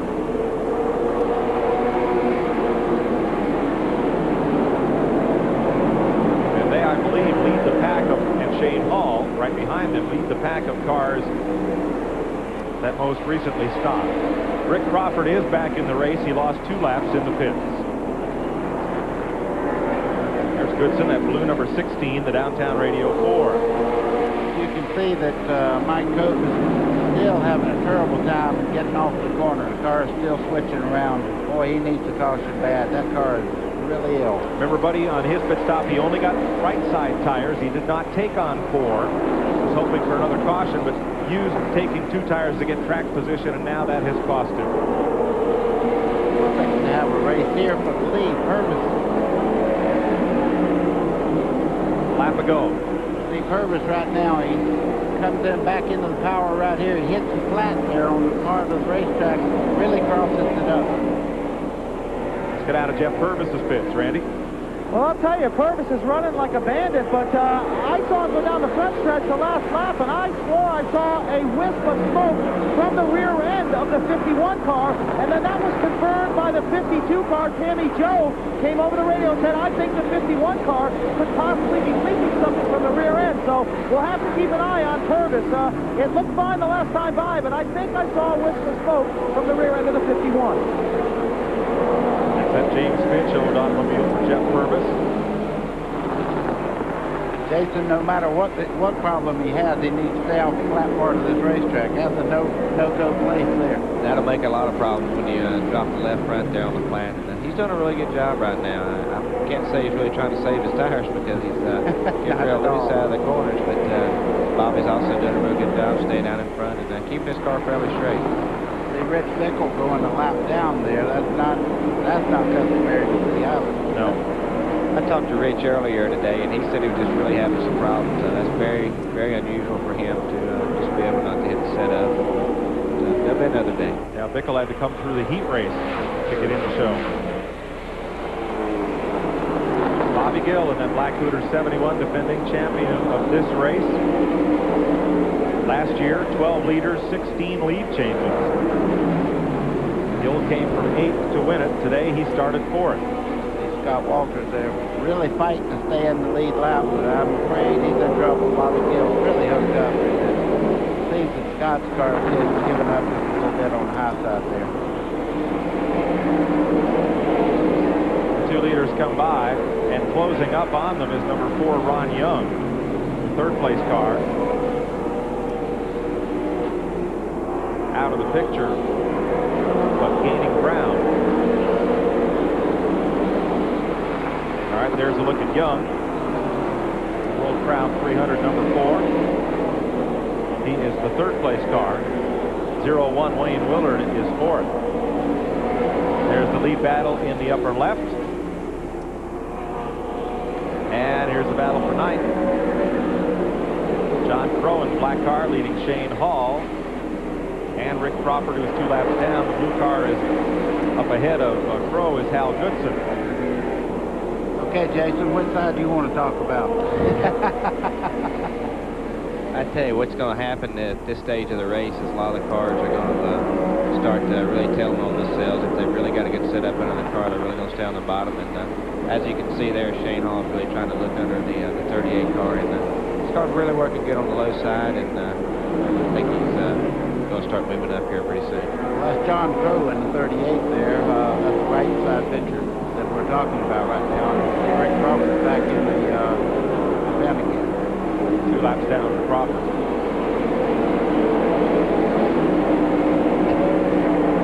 Now, what the spotter's probably telling Jeff Purvis on the left-hand side of the screen right now, he's telling him, don't abuse the tires too much because you're beginning to show loose anyhow. He's fighting it out of the corner. And the more heat you put in the right rear, the more you lose your stagger and you really get in trouble. Well, it looks like Purvis has stopped trying to pass Gill. Looks like he's just kind of riding with him for now. 38 Pro backed up there at turn 2 and almost stacked Shane Hall, Rick Crawford, Ron Barfield, and Eddie Mercer up behind him. He's okay now.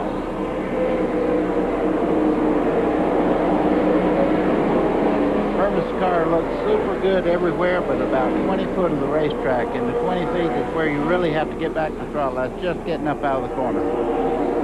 I was talking to a couple of them earlier, and a lot of them running different gear ratios, and Jeff was one that was running, pulling a lot of gear in the car, and maybe that the tires are working a little bit there. They see David Green, the 43, just had to take a green flag stop there to try to get that car back up to going there.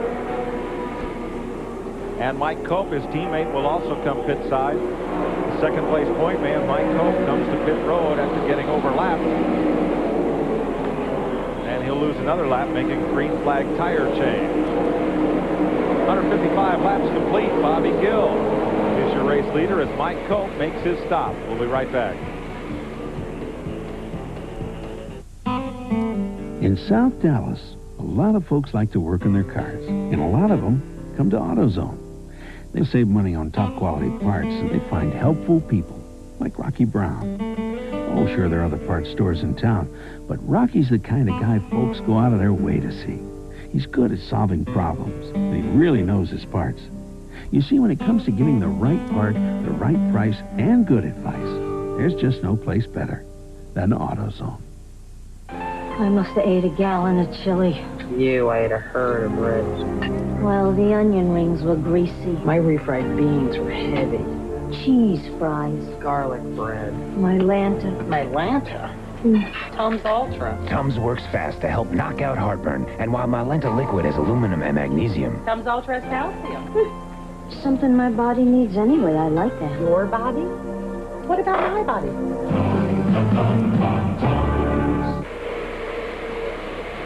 3 cars now battle for the lead here at Nashville. Bobby Gill in black, Jeff Purvis, the white car, and the red machine of Ron Young, number 4, has caught the leaders. Now Mike Cope back on track with fresh tires, but 2 laps down. And the battle for 4th place is also a good one. That's Billy Bigley on the left side of your screen. Bigley's number 28. Battling there with the 0-1 of Wayne Willard and the 36 of Kenny Wallace. You know, Mike, just talking to Billy Bigley, you can just tell he's a racer. I mean, every word that comes out of his mouth sounds like Bobby Allison or Cale Yarborough, guys that really make it to the business. He's a racer through and through. I mean, 100%. I tell you, I'm really impressed with Wayne Willard there in the 01 car. He's started dead last on the field, and now big trouble. The 7 of Scott Walters gets smashed and crashed in the back straightaway with the 22 of Brad Payne. That is the 3rd Papa John's pizza box to end up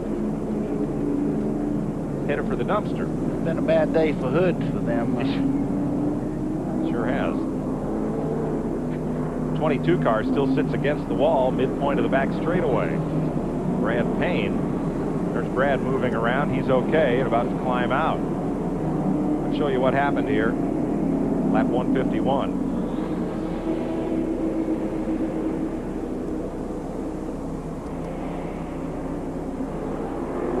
Kind of looked like Payne came down just a little bit.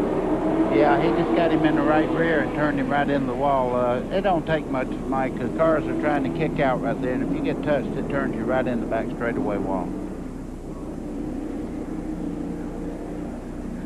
Scott Walters' car with a lot of fiberglass damage.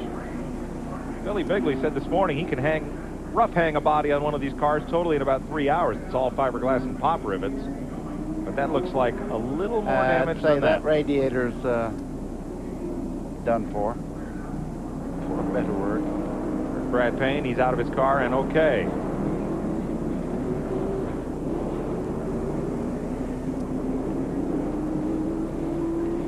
Surveying the damage to his T-Bird. I always done that. If I made a mistake, I'd run over and see something broken. That's what happened.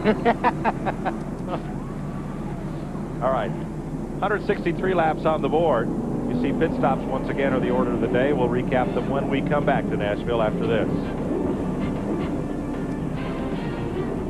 Splitfire earned a United States patent. Splitfire doesn't look like any other spark plug. And the patented Splitfire doesn't work like any other spark plug. 5 extra horsepower by merely installing these plugs. Quicker in the quarter mile. A 4.8% gain in mileage. There's nothing like a Splitfire. You'll get more power and more mileage, or your money back. You'll get more here, and you'll spend less here. Guaranteed.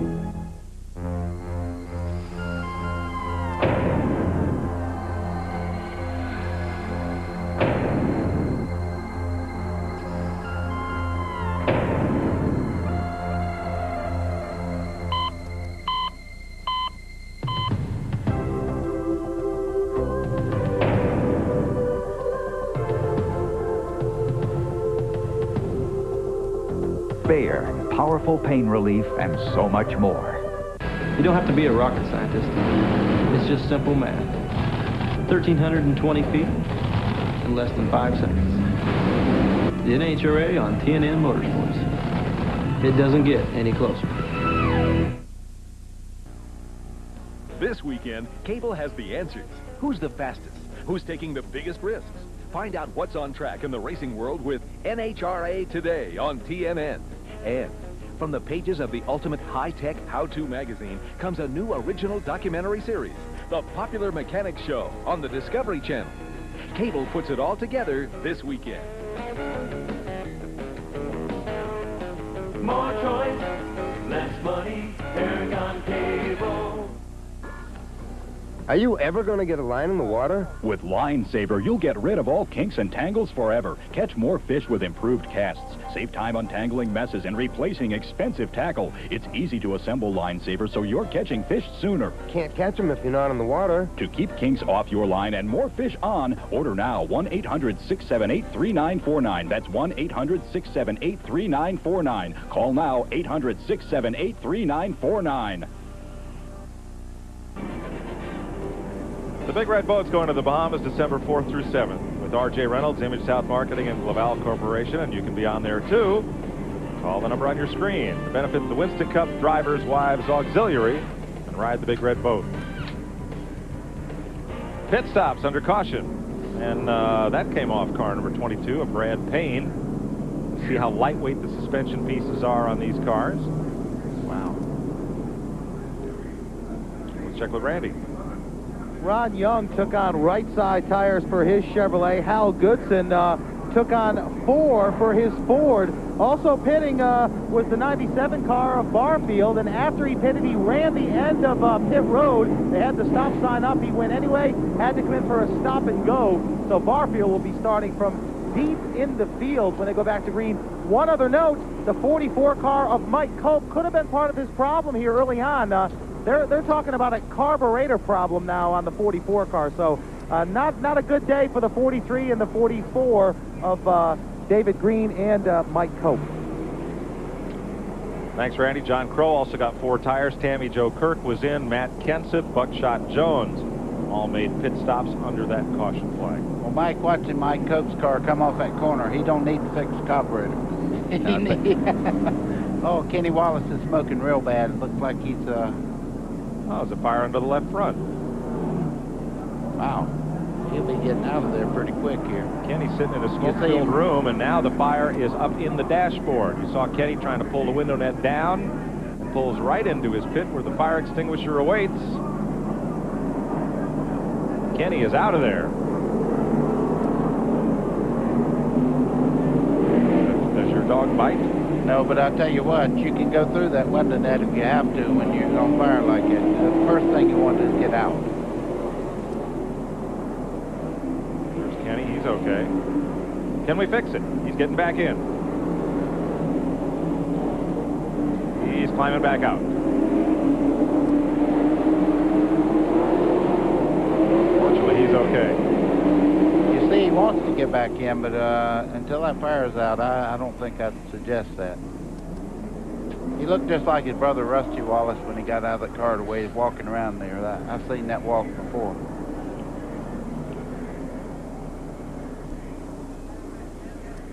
Now we're going to go back to green without Kenny Wallace. Nope, going to wave it off.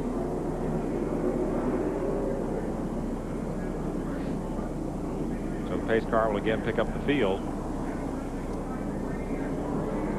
Pretty fiery moment for Kenny Wallace there, right? Well, I tell you, that gets your attention anytime it's fired.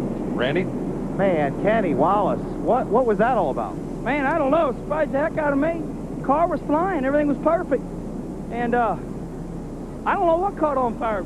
Had to hold my breath so I wouldn't breathe in that stuff. I'm all right, though. All right, tough break. Had a great race car. Yeah, we were having fun. Thanks to Red Dog and TIC, we put this deal together. Running up front. So what are we going to do? He'll get him at Rockingham.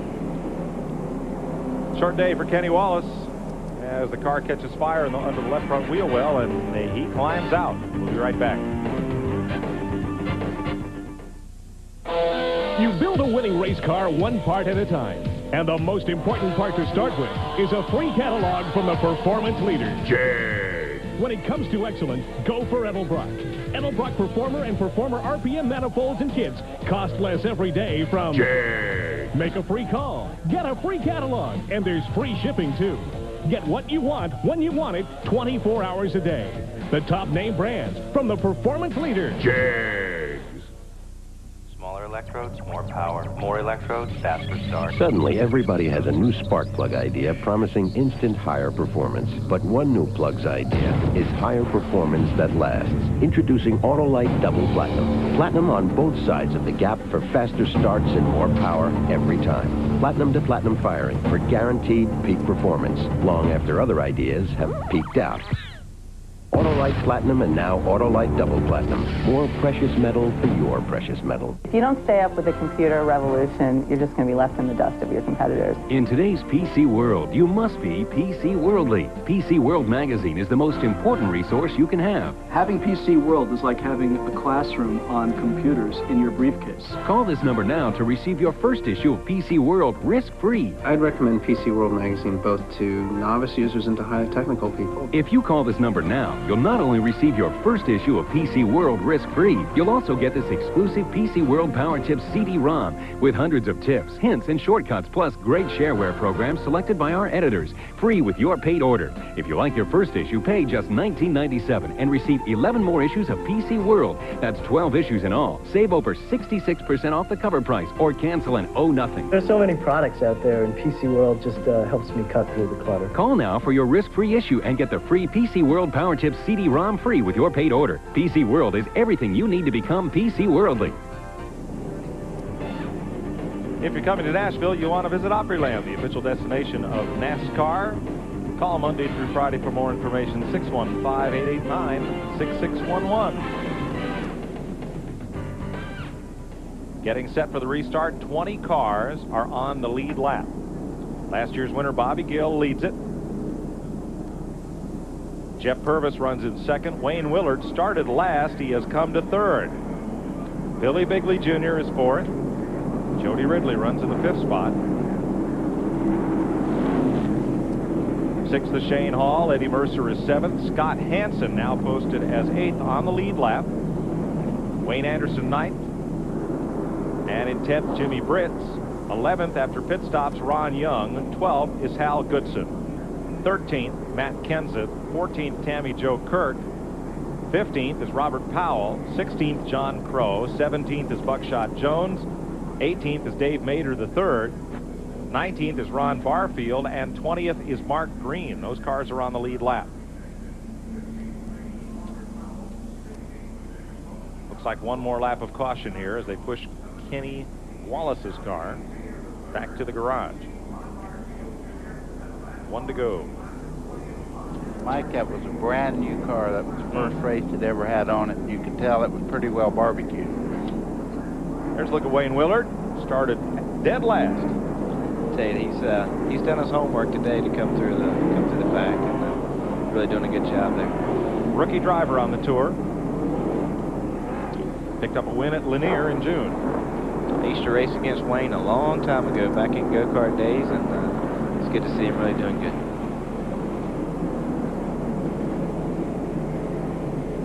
Benny Kane owns that car. Jimmy Willard, the crew chief. 25-year-old Wayne. Out of Beaufort, Georgia.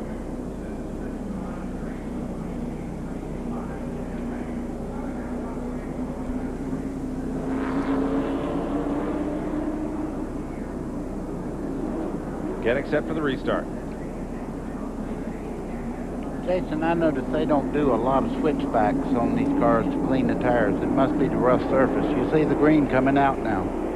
Bobby Gill hauls him down the front straightaway. And he gets a little advantage on Jeff Purvis of the 51.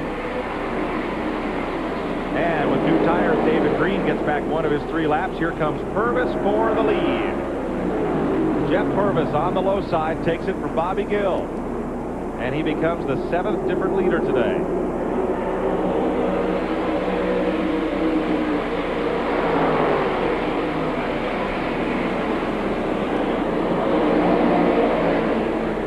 Front 3 take off, but look at that blue car on the outside. Jody Ridley reported he may be overheating in that 98.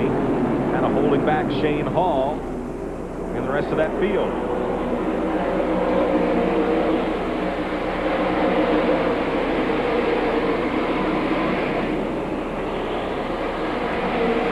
Right now is where they have to be very, very careful. You see them make a little contact there, got a little sideways. That can happen when you're running nose to tail like that. Andy Kirby, 65, in the midst of that. Well, Ridley holding his own. Battle for 3rd place, Billy Bigley with Wayne Willard. Boy, Wayne Willard's car is hooked up in the center part of the corner, Jason. It looks like he has 10 more horsepower. When he gets a turn, you watch him right here. It closes right in. He's definitely in the preferred groove there, right along the bottom. And as the day goes on and as the tires wear out, he'll be in really good shape. Billy's running good also. He's really staying close to the bottom. Let the car drift up a little bit in the center of the corner. There goes Shane Hall by the 98. And give a good call to Shane Hall. He's really running good. They're running a steady race all day. And 14 there's pretty tough behind him though too. Crawford though a couple of laps down after a green flag pit stop for a cut tire. Well, Ridley holding his own in the 98. Against Mike Cope, who was also, I believe, now 2 laps down.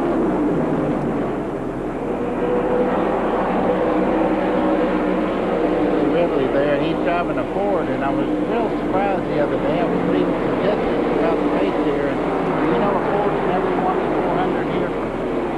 I know it's just a coincidence, but they've never won here in the 400.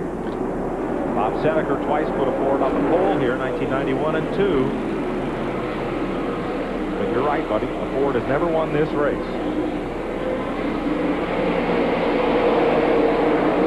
Now there's 16 Goodson, the blue car, and Ford Ron Young trying to work back up through. There's Barfield, 97 on the bottom.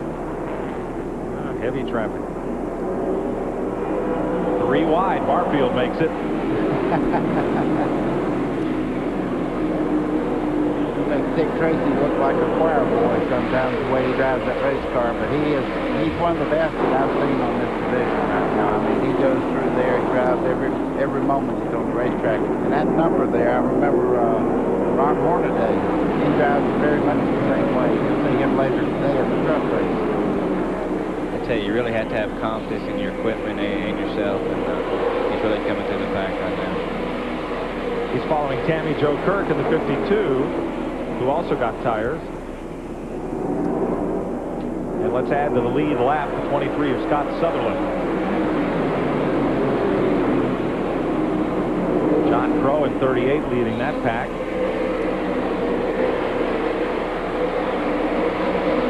And at the front of the field, now Gill runs in the tire tracks of Jeff Purvis. Let's see, Purvis has his car fixed. No, it's still sliding just a little bit as he exits the corner.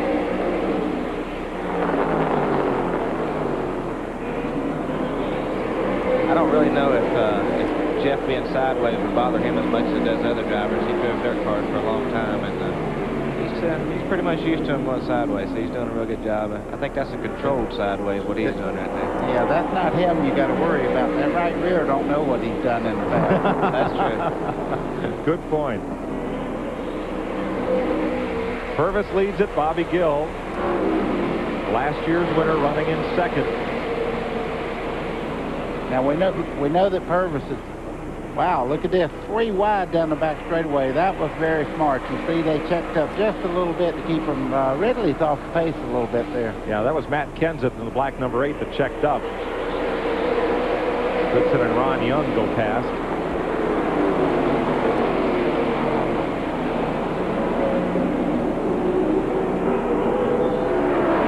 And Tammy Jo moving up on that pack, bringing Barfield with her. Shane Hall's been black flagged.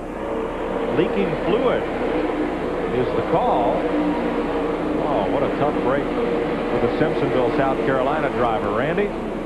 I do not know why he was black flagged. It was a stop and go. We'll try and get a word with his crew chief and figure out what the reason was. So I'll get back to you in just a second. They did clean the radiator inlet. This track is so abrasive that the little marbles that come off these tires, debris, can fill up one of those screens in a hurry. Now Rick Crawford trying to get one of his laps back, and does so from Jeff Purvis. He's now, we're told, 1 lap down, and Gill tried to go by for the lead, and they got together. Here comes Bigley looking for second place now on Purvis. Nothing there.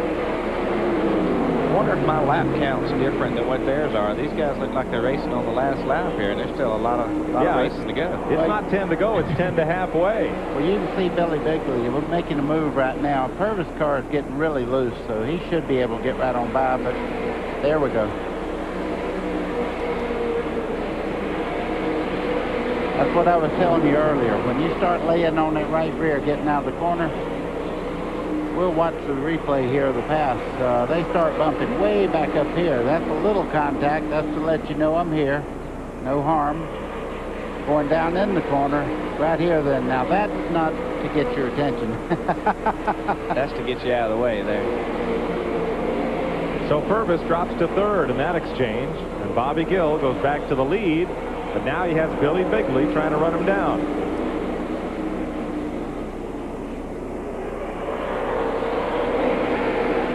Bigley out of Naples, Florida, the Royal Purple Felpro Gaskins Chevy.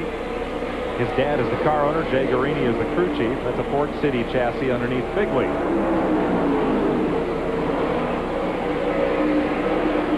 Closing down on halfway here at Nashville. We'll be right back.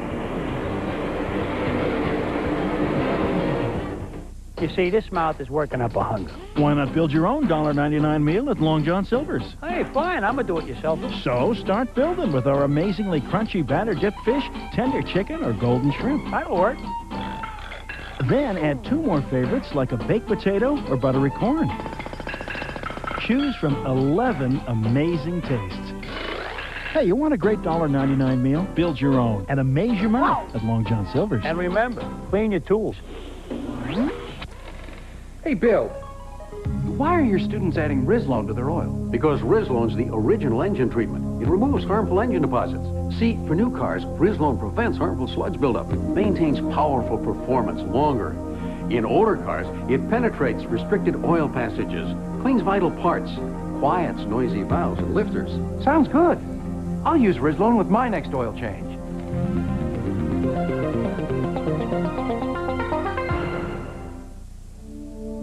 Arthritis pain, it's a part of my life. That's why I keep Advil close by. It's gentler on my stomach than aspirin. Just one works as well as 2 regular Tylenol. And give me Advil any day over a leave. With that, if your pain comes back, it could be hours before you can take more. I don't have that long wait with Advil. Advil works at the site of minor arthritis pain, stopping it where it starts. Nothing's proven to work better or last longer than Advil. Nothing. Advanced medicine for pain. Leave it to Peerless Faucet to create a shower so smart, it can not only sense when a toilet has been flushed, it can also adjust the water temperature accordingly. Scald Guard technology by Peerless. Get more out of your faucet than just water. Stop at Pep Boys now for our premium brake service. Our ASE certified technicians will install Raybestos lifetime warranty brakes for only $99.99. Get lifetime brakes installed for under $100. Only at Pep Boys. Behind pit road, this is what it looks like as they make repairs on a couple of the Papa John's machines. I believe that's off the number 7 car of Scott Walters to load it on the truck. Those parts won't be going back on it. Shane Hall has pulled his number 85 machine behind the fence. Overheating. Reported culprit. And here's Eddie Mercer battling with the 25 of Wayne Anderson. That is not the NASCAR modified champion Wayne Anderson. This is Wayne Anderson from Florida. That's Hal Gibson and the 16. See him pulling to the inside of the racetrack. Ron Barfield right with him.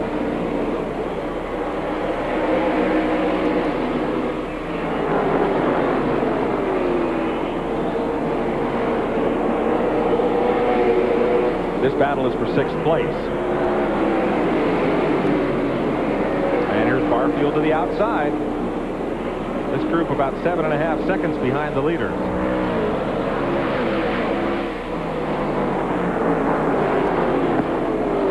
Barfield there, he's on the outside. That is not the fast way around, but he's got to get by because he has a very, very quick car. Hal Goodson right now, he's the champion, leading in the point standings right now. He's not the champ, but he's working towards it. And he's running to win a championship, not to tear his car up right now. Least number of leaders this race ever had was 4. We've had 7 already today. 10 lead changes in the first half of the race. The record is 19.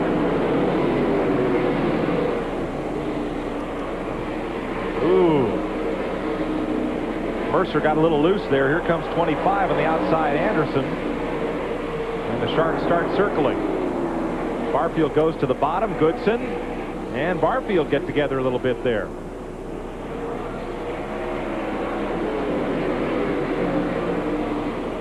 And they're 2 by 2 again. Now Tammy Jo Kirk moving in on this pack. As is the number 9 of Dave Mader. Big battle for 6th place here. And up at the front, 71 Bobby Gill overlaps Jody Ridley. And Billy Bigley stays right with Gill. It looks like Billy Bigley's moving in on him right now. He's caught him from a half a straightaway back. You see Purvis off the run right now. He's falling back to the crowd. Turn 1, a 3-car crash. Freddie Quarry, Rich Bickle, and the 29 of Chuck Winders.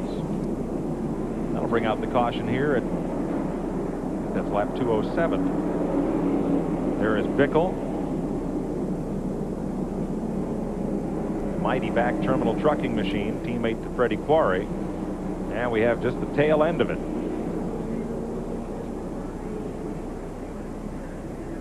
They're already up there. This hadn't been a good day for the pizza cars. Everything that's happened, one of them's been involved. You know, it's just happening that way. You could tell he wasn't in the middle part of the race, wreck there, but he was caught up in it. Rich Bickle is okay.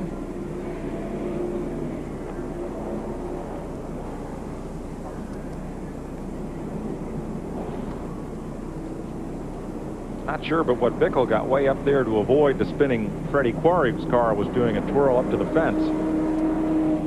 Not sure what started that one. Scott Sutherland has made up a lap for the 2nd time today, so 18 cars will be on the lead lap when we get a restart. This would be the 6th caution of the afternoon. Well, I think Bobby Gill and the 28 of Billy Bigley are likely headed pit side.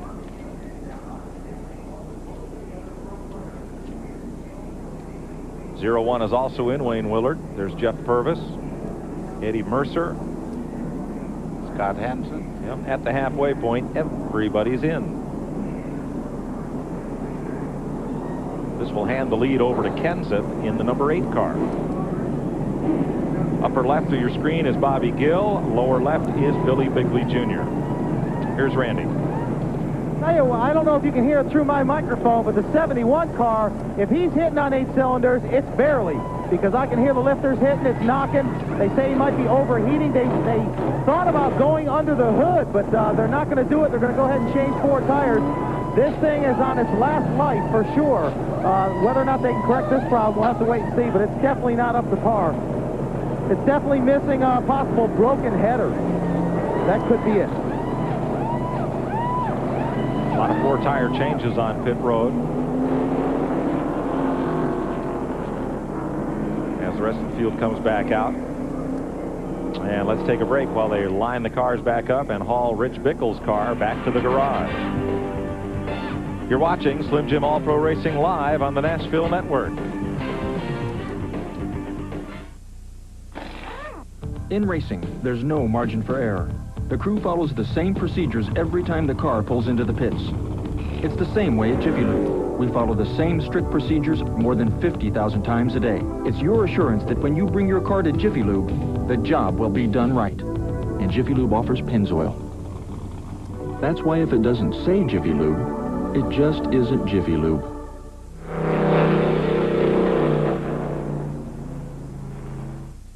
If you don't replace your air and oil filters regularly, you might as well drive your car off a cliff, because dirt can really mess up an engine. Fram Extra Life air filters and Fram Extra Guard oil filters keep out dirt best to protect your engine. Fram, America's #1 premium brand. Pay a little now for a lot later. Buy any 2 Fram filters and get your favorite officially licensed NFL team cap for $1.99. Welcome back to Nashville. Mike Joy with Buddy Baker and Randy Pemberton. Jason Keller has joined us today on a weekend off from the Busch Grand National Circuit, but we'll pick up with you live on TNN and Rockingham next weekend. 18 cars on the lead lap. Matt Kenseth, Ron Barfield, Wayne Anderson, Hal Goodson, Tammy Jo Kirk, Dave Mader, and Ron Young, along with Robert Powell, John Crow, and Buckshot Jones. Buckshot was the first of the cars that stopped. So of the 18 cars on the lead lap, 9 of them made pit stops under this caution. The rest stayed out. On the restart, that blue car on the right, that is Rick Crawford, who is going to try to get back on the lead lap. He was 2 laps down after a green flag stop for a flat tire. I guarantee you one thing, he's got the car, so I think he'll get back in the lead lap when they drop the green. He just got to be very careful not to jump the lead. He is the 19th place car, 1 lap down. Matt Kenseth will bring them down for the restart.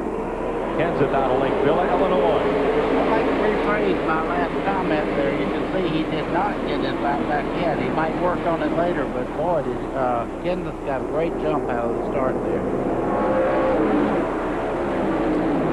A little bit of 3 wide there in the back straightaway mid-pack. Now leaves Mike Cope looking for racing room on the slow car of Jimmy Britt. There they are, 3 abreast again, and those pizza boxes keep getting in the middle of things. Not in the way, but in the middle of things. 28 moving up, that's Bigley.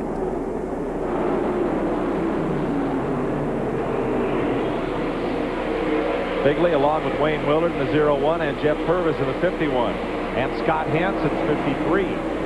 Trying to come back up through. There's Hansen in the Jerry Gunderman car. Mike, it's what every race car driver that has a good car hates, restart. That's when all the accidents mostly happen, because you're trying to get by cars that are much slower. And you can see right there that the 01 car of Wayne Willard had to just go all the way down to the next to the wall to make that pass. And usually on all the restarts, you find yourself in the wrong lane. It'll be at the inside or the outside, you know, so it's real discouraging for the people who come in for all time. Buckshot Jones way up high, and here comes the 01 of Willard. And he turns around the 92. The 92 of Jimmy Britz, and there's the 2 car of Steve Allison, the Health South car, spinning.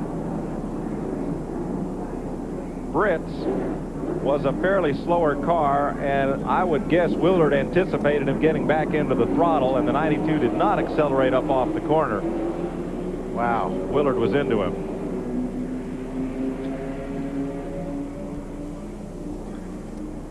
And I don't think the 14 got his lap back. I'm not real sure about that, but I don't think he got by the 8 car. Jimmy Britz was 20th, 1 lap down. But since that restart, he had not been coming quickly up to speed. Watch the difference in the acceleration of these two cars. Just got him right on the corner of the right rear. Now watch him come down the wall. That thing's like a magnet. And then you'll see now just about this little gate here, the back goes into that hole where the gate's at, where you get into the infield. Now here's some strategy, buddy. Bobby Gill is coming pit side as we look at a second angle. Well, he got a little loose and lost a lot of momentum. It was not Willard's fault there. He just he didn't have time to check up. Well, Bobby Gill was in on the last caution at lap 207, and here he is back in again. Randy's there. Randy? It sounds awful. That's all I know. It really does. Man, I hate it for these guys. They work so hard and run so well, but it's definitely not firing on 8. It can't be a broken header. It's definitely in the engine compartment. So they're going to go ahead and stick the hood back on, but he's definitely not up to snuff. Bobby Gill sounded like a percolator in that Hooters car. And a bit of activity on pit road here. Unbelievably almost, they are getting Scott Walters back in the race. New radiator, bit of new front end pieces. They're going to get him back out there, it looks like. We'll see when we come back. My biggest asset's my people. They're experts in solving your problems. This is Ron Camerata, Federated Store Manager. He's been in the parts business 31 years. Federated has the quality products, quality people, and we're very competitive.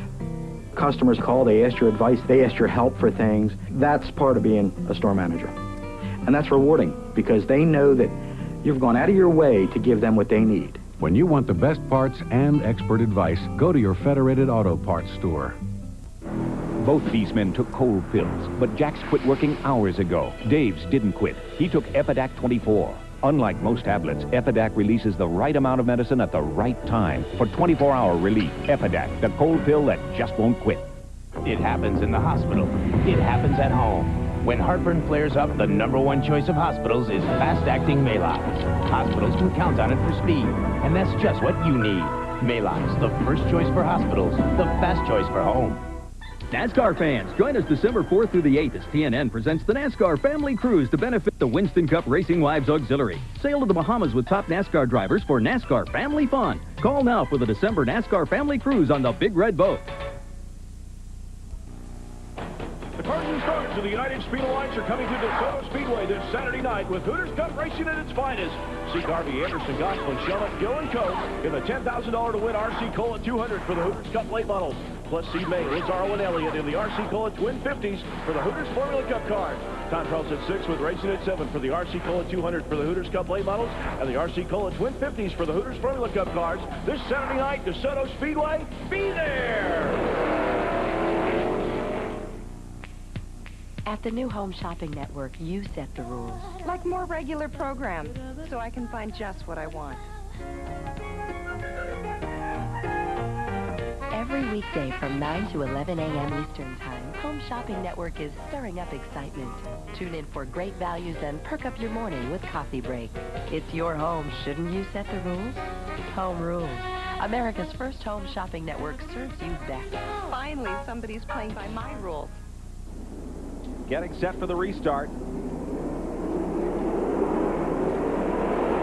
And number 8, Matt Kenson, hauls him off turn number 4.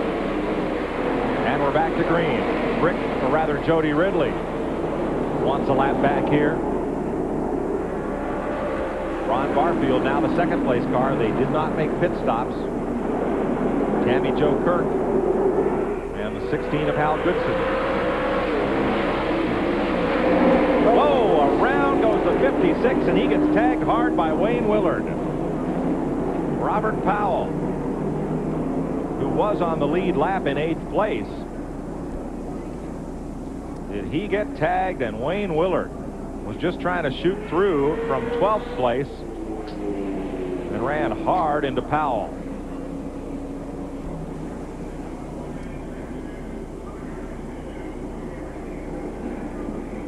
Willard had a terrific race going here, and it is over. Let's have a look at it. See, he just lost control coming up out of the corner now. He's sideways. Everybody but John Crow does a great job of missing him. Willard takes him right on the right rear corner there, and around he goes. No place to go. Well, you get a car sideways, this place gets narrow in a hurry, doesn't it? Oh, it's very narrow down the straightaway, and you got walls very close to racing surface on both sides. Top of your screen, there's the red car. Robert Powell, the 1988 Winston Racing Series national champion, and he gets drilled. Powell had a second this year to Freddie Quarry at Volusia County Speedway, and look at Willard all the way over and out. Wow, I didn't see that part on the replay till just now. He went out completely across the racetrack and really hit the outside wall hard. Willard is second in the Rookie of the Year standings coming into this race. And they're climbing out. You saw that number 56, Robert Powell, is okay. Willard has exited his car. Here's Powell. He's all right. And there's Wayne Willard. Boy, he had a great race going. Willard was running super. You see him kind of dazed there. I tell you, when you hit that wall, you get out and walk around in circles for a couple of minutes. Well, it's the 8th caution of the day, and Jody Ridley got back on the lead lap as a result of that one. Pit road pretty empty for the moment. Let's take a break from Nashville. We'll be back in a minute.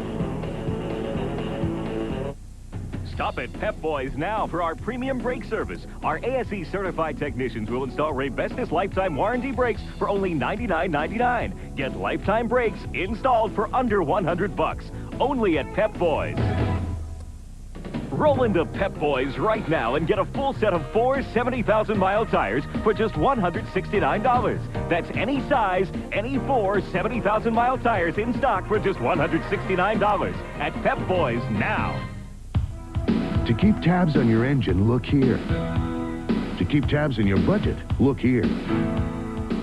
You always save money at Walmart.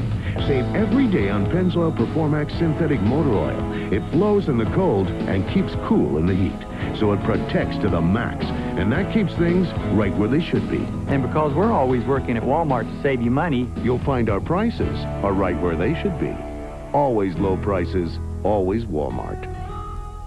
Splitfire earned a United States patent. Splitfire doesn't look like any other spark plug. And the patented Splitfire doesn't work like any other spark plug. 5 extra horsepower by merely installing these plugs. Quicker in the quarter mile.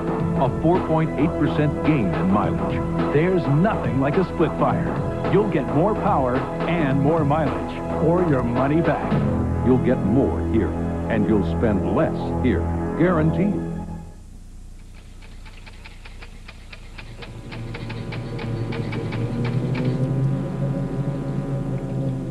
Too much iron in your water? Better call Rainsoft. Nutrageous from Reese's. Peanuts, milk chocolate, caramel, Reese's peanut butter. Nutrageous. Give your mouth a party. As they remove Wayne Willard's car, stay tuned for the Spears Manufacturing 200, NASCAR Super Truck by Craftsman Series race that follows immediately after this telecast. Live from Bakersfield, California, Glenn Jarrett, Larry McReynolds, Steve Burns standing by to bring you all the action. Live wall-to-wall racing today on TNN. You just can't get any closer. And after the truck race, race day. Evening edition at a special time, 6 p.m. Eastern. Right here on TNN with Rick Benjamin and the race reports from all around America. From the flag stand, here's what happened.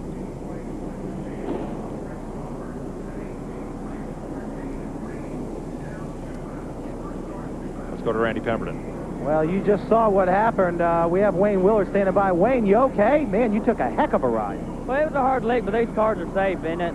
you know, if it wasn't for Port City building such a good car, you know, we might have got hurt or something, but the Kane Motorsports car was running good.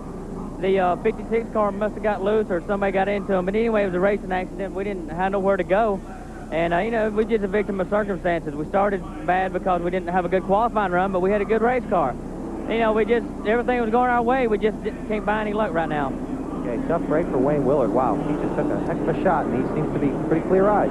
Buddy, it looked like that shot to the inside wall might have knocked a brake line off the car because he sure had no stopping power as he was headed for the outside. Well, it broke all the suspension on the right front, and it just went right across the racetrack. And he said these cars are built very, very safe, but you could see a lot of parts flying in the air, too. He hit hard. So we now have 16 cars on the lead lap. Matt Kenseth is the leader. Ron Barfield up there in second. And add David Green to the cars just one lap down. He and the 14 there. Rick Crawford going to try to get back on the lead lap when they drop the rag for the restart here. In third, the point leader, Hal Goodson. In fourth now, Tammy Jo Kirk. Fifth is Dave Mader. Sixth is Ron Young. Seventh is John Crow. Eighth is Billy Bigley. In ninth is Scott Hansen. And 10th, as we get ready to restart, the 51 of Jeff Purvis. 16 cars on the lead lap. Now David Green is going to run Kenseth hard. He wants back on the lead lap. And he makes a move. And here comes Crawford. Yep. Ooh, a lot of smoke from Hal Goodson, the point leader. And it dissipates. Just temporary. Team Barfield don't quite get together there. First and third in the points right there. I was looking at Hal Goodson's car. He did not seem to have a fender or anything rubbing, so maybe he just broke the rear wheels loose momentarily.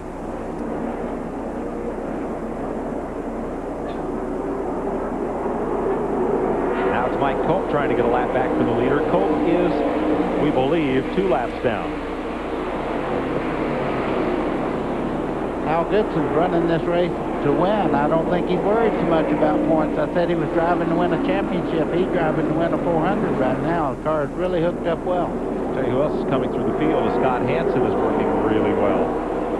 Hansen decided not to contest the ASA season finale. Came here to Nashville instead.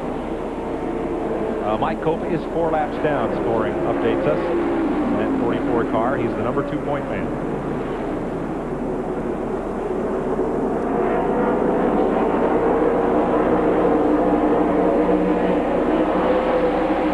Scott Hansen in 53 moving up on the outside, coming up on Billy Bigley. Boy, you talk about somebody I'd hate to play in a chess game. He's it, because he has the patience and he knows what he's doing all the time. Look for him in the top 3 when this race is over. Hansen did a great job to win here in March, a race you saw on TNN, as he moves up behind Ron Young. And here comes Purvis in the 51. This is for 6th place. Make that 5th place, and Hansen makes the pass. Got Purvis on the outside, trying to put the 4 car down the lap. Another position. 6th and 7th they are.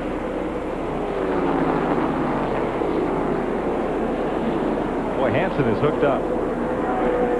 This is for 5th. This is for 5th place here. Moving on the number 9 of Dave Mader. That's a pretty thing. That car is as straight as an arrow coming up out of the corner. I wonder if Purvis has his handling problem fixed. I didn't notice him getting sideways up out of the corner either.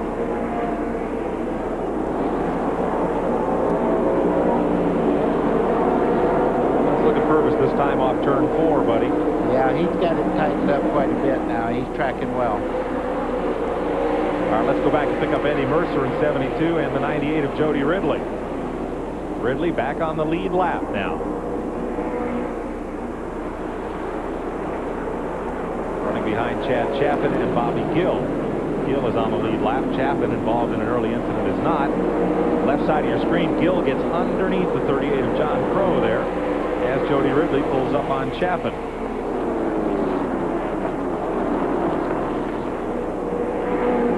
Now Ridley moves up on John Crow. John Crow's going to be around for many years now. He's showing a lot of maturity. Just the first year in the full full-body car like this, and he's running quite well.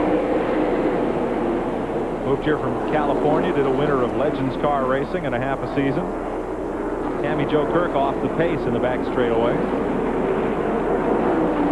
Now picks it up again. Nope, way high. She may have a tire going down. And this is going to be another one of these stop and draw the caution affairs. Well, oh boy, don't pull down. Wow. Got it going, but almost took the rest of the nose off of Scott Walters' car. Boy, oh boy. Well, we see this in some types of racing where you pull up and stop in the middle of the racetrack and the caution comes out. Sometimes they let you keep racing after you do that. Sometimes they don't, too. Right. Rolling slowly there, the 61 of Gary Jones. Freddie Quarry on pit road. Let's take this pause from Nashville. We'll be right back.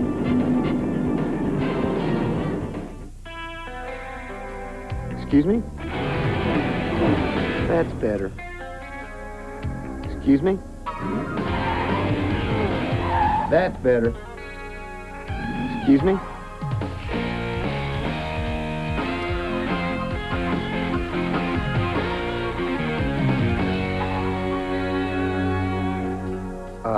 Excuse me.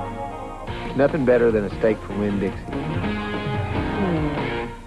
3 out of 4 new car radiators are made of aluminum, thin, lightweight, and under tremendous stress. This year, over 400,000 aluminum radiators will hit, corrode, and fail. Protect your car in the Prestone Zone. Prestone antifreeze bonds with aluminum, forming the Prestone Zone of dual protection against corrosion and temperature extremes. Don't put your car at risk. Protect it in the Prestone Zone.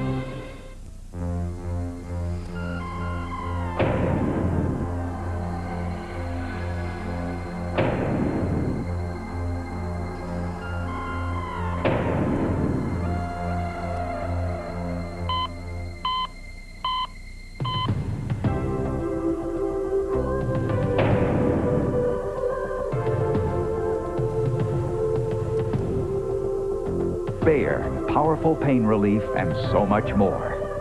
Saturday on TNN Outdoors, an exciting new outdoor series comes to TNN. Field and Stream, the century-old magazine, long the soul of the American outdoors, becomes Field and Stream Legends, with moving pictures, living text, delivering the sense of excitement, adventure, and real fun in the American outdoors tradition. Field and Stream Legends. It's about more than the catch, more than the hunt, and it's Saturday, only on TNN. This is the place where history is made. 314. Breaking a record is hard to do, but keeping it is even harder. Can anyone top the king? The faster, the better. It all comes down to this. We saved the best for last. Live from Pomona, it's the Winston Select Finals, Sunday, October 29th, 7:30 Eastern. The NHRA on TNN Motorsports. It doesn't get any closer. Inside Winston Cup Racing tonight at 11:30 p.m. special time. All the latest NASCAR news since Winston Cup Racing has a weekend off. Ned Jarrett and Bill Weber will bring you up to date tonight at 11:30.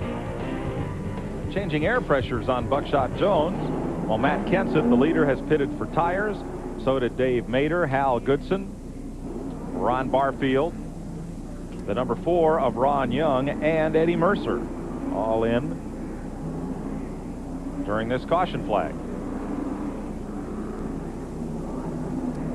Well, Kenseth had a pretty good run at the lead there and makes his stop for tires. Mike, you see a lot of oil dry down on the racetrack, and you can actually see the oil right in the groove, so they'll run a few laps to blow that away. Let's go to Hal Goodson's pit. Here's Randy. Well, about 10 laps ago, Hal Goodson radioed his crew and said, guys, I'm out of power steering. So I guess my question to Buddy, you, Jason Keller, what would it be like driving here about 145 laps without any power steering? It's, I would say, like going to the 3rd floor on a rope, pulling yourself up 3 floors, because it's very hard to steer one of these things once the power steering pump goes out. It's a wonderful thing when it works, but it really works against you once it goes out. Yeah, Randy, it's not just like having manual steering, because you have to overcome not only the steering box, but also you have to overcome the pump. Since it's not pumping, you've got to do the work of it. I think the answer to your question is no fun at all. No, definitely not any fun. They are holding Mike Cope a lap. This is pretty serious right now because he's in a points race, and that's second place car in the points right now being put down a lap. There's the fourth place car in the points, Billy Bigley, who has become, I think, the 8th different leader of this race. The 44 car. Oh, he must have passed the pace car. Yeah, he's going to the end of the line. Actually, no, he's being slotted right there as the last car on the lead lap. We'll have to double check that because he had been overlapped a couple of times.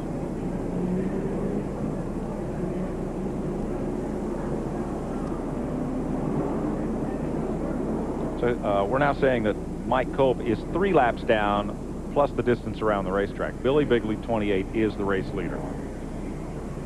There's a look at your top 10. 15 cars on the lead lap. Tammy Jo Kirk, when she stopped, fell off the lead lap. We'll be back for the restart, but right now let's take a break from Nashville.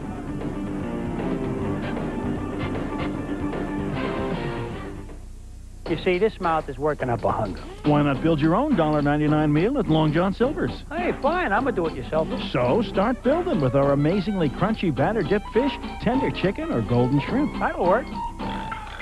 Then add 2 more favorites like a baked potato or buttery corn. Choose from 11 amazing tastes. Hey, you want a great $1.99 meal? Build your own and amaze your mouth at Long John Silver's. And remember, clean your tools.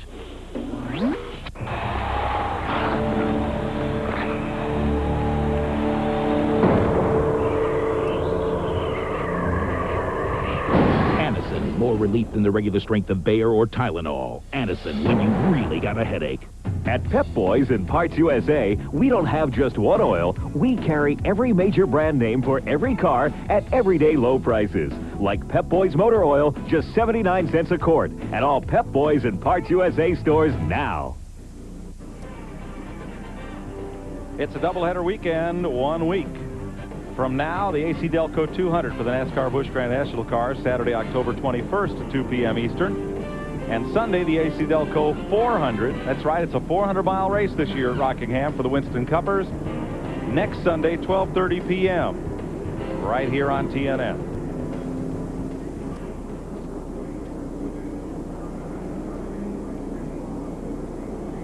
Well, a lot of these all-pro drivers have aspirations to move up to perhaps Busch or Winston Cup racing. Here's what some of the contenders will do next year. You know, I want to move up, and you know, if the right opportunity come along, I'd be going tomorrow. But you know, it's just one of those deals, and you know, if I don't make it, I'm happy doing what I'm doing, and you know, I have no regrets on anything I've done in my racing career. But you know, you always want to have a shot to move up. Well, I hope to run 5 Busch races next year, and maybe the series the year after. I think this series is a wonderful series when it comes to you're running 300, 400 lap races, you know, every time, or 200 lap races. Within the next week or so, we'll take ownership of my team. Bobby will, we'll field Bobby Labonte's cars for the rest of the year with the Penrose brand as a sponsor. But I've just signed a 3-year deal with Goodmark Foods and Penrose Meat Snacks for the Slim Jim All-Pro Series and a limited Busch schedule. And I'm going to own my own team, and that's been made possible by all the people at Goodmark and Bobby Labonte. He was, very instrumental in making this happen, and I'm very grateful for, to him and the Labonte family. Hal Goodson, Ron Barfield, and Mike Cope talking about next year. I guess Mike Cope's going to rent some space from you, Jason? Yeah, I think so. Mike and I both have a great opportunity from Goodmark Foods, and Mike's going to come down to Greenville and going to race some together. It's exciting. Mike and I ran in the Slim Jim All-Pro Series back 1990 for Rookie of the Year together, and so to come back together is really exciting, and really become great friends over the years. That'll be pretty neat next year. 244 laps are complete here. Pace car hauls them around Nashville Speedway on this, the 9th caution of the day. Tammy Jo Kurt stopped up in turn 4 to draw the caution, and now 1 lap to go. As that pace car comes down the front straightaway, you notice there's a woman pace car driver here at Nashville, Sherry Harness, 2nd year driving the pace car for all the events here at Nashville Speedway USA. Promoter Bob Harmon says she does a great job. Let's check with Randy. You know, we said at the top of the show that these guys get 16 tires, including the 4 they started with, but that doesn't mean they can't run these tires, take them off the car, clean them up, take the debris, the rubber that's on top of them, shave them down a little bit, and stick them back on the car. And obviously, we've had a lot of pit stops and a lot of tire changes today, and we're going to see some more, but they only get 16 tires, so if they run out of them, they're going to have to clean them up and put them back on. Hopefully, some of them won't have that many laps on them. Thanks, Randy. Mike Cope now, I guess, 3 laps in distance down to the leader. Billy Bigley Jr. out of Pinellas Park, Florida, is at the front of the field. Getting set for the restart. Bigley started 16th, won at Myrtle Beach in July. He is on the button with Jeff Purvis in hot pursuit. As we go back to green, and Scott Hansen up to 3rd.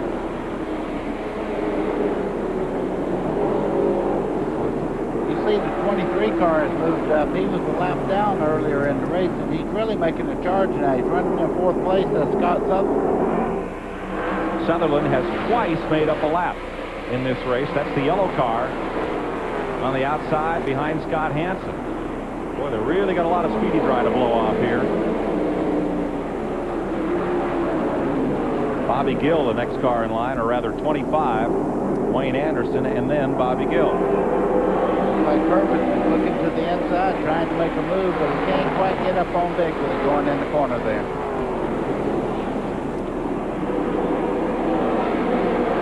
Meanwhile, the 3rd car here is the one you got to watch. He's the patient one in the race. He's sitting there right now, conserving his tires, moving up just when he can, and not really pushing his car too hard. And that's typical of the way he drives.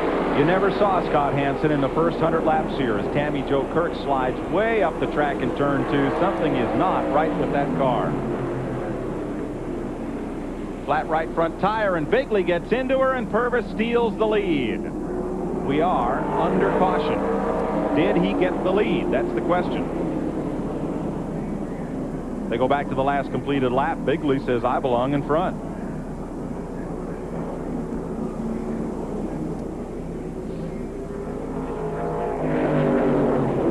10th caution flag.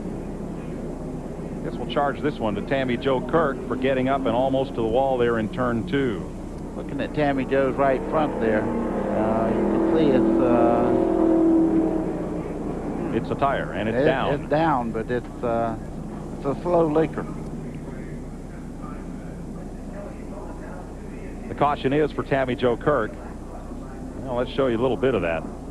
Watch Billy Bigley. This is going into turn number 3. Bigley's the black car. Wow. Yeah, it's pretty good. You can see the nose kind of go down there. That's a nice part of that nose. It can take a licking and keep on ticking there. It did not tear it off. That's not a pun, Mike. So Kirk is back in the pits for the 2nd time in 10 laps, and she will receive this time a 2-lap penalty for drawing the caution flag. And we will receive a commercial break while we're under caution. We'll be right back. Homeowners, stop raking, piling, and hauling leaves and yard debris this fall. Call toll-free today for details on the revolutionary 4-in-1 Troy-Bilt chipper vac. It's a powerful walk-behind yard vacuum perfect for fall leaves. It's also a handy chipper and an efficient shredder that turns hard-to-handle yard waste into a compact bag of wood chips and mulch. Plus, right now, you can have a brand-new chipper vac delivered direct to your home and receive a special $200 cash bonus now in effect. To find out how, just call for your free information package today. You'll get details on our new line of Troy-Bilt chipper vacs, plus information on our special limited-time $200 cash bonus offer, and how you can get a valuable savings certificate for this handy hose vac. So stop struggling. Call for your free information package today. For details on our complete line of Troy-Bilt chipper vacs and how you can get our limited-time $200 cash bonus offer, call toll-free 1-800-858-3434. That's 1-800-858-3434. Call now. It's short track racing at its finest as the Super Truck Boys tackle Bakersville, California's Mesa Marin Raceway. The NASCAR Super Truck Spears Manufacturing 200 today, 4 p.m., 3 Central on TNN Motorsports. Insurance Commissioner Bill Nelson is investigating a life insurance sales scheme called churning and has met with some of the victims. He says, I will take this $10,000 policy and give you another $40,000 besides it, and you will never owe another cent. I said, I can't believe that. He says, trust me, it'll work. It didn't. He lost his savings. If you have questions about making changes to your policy, call 1-800-342-2762. A lot of radio stations claim they're sports radio. In Tampa Bay, only one station does it right. Sports Radio 820, The Team. More local sports talk, more big games. 820 on your AM dial. Make the trade. Join the team. Sports Radio 820, The Team. We've got the balls. They've just restarted here, and it is a skirmish. Everybody trying to get to the front. Kenseth almost hit the wall in turn number 3 as they were 3 wide just in front of him. Jody Ridley and Ron Barfield battled 3 wide around John Crow. Boy, Barfield is snarling to get back to the front. Yeah, you can see the nose of that car. He snarled several times today. He's gotten into some people, but he's racing very hard, and that happens on short track. Jody Ridley back on the lead lap. That 98 car, Barfield right with him.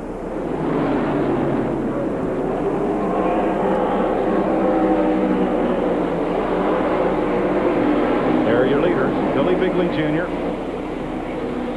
and Jeff Purvis in the James Finch AC Delco battery car, rather. Jeff Purvis was very loose at the first part of this race, but he's running a very nice line up out of the corner right now. He's not sliding like he was before. It looks like he's got that car fixed. Looks like he and Bigley, since they've gotten away from the field, are both kind of taking care of their cars for a bit here. Taking care of their tires. See how long that lasts. Let's check with Randy. Well, you're exactly right. They don't appear to be battling too hard. I think if Jeff gets the line, he's going to take the lead. But his crew just talked to him and said, look, we got to make this set of tires last until lap 325. So here he goes underneath, going to the 3. But 325, he's got to make this set of tires last. So he's trying to take it easy, I guess. Well, that's 70 laps from now, or 60 laps from now, Randy.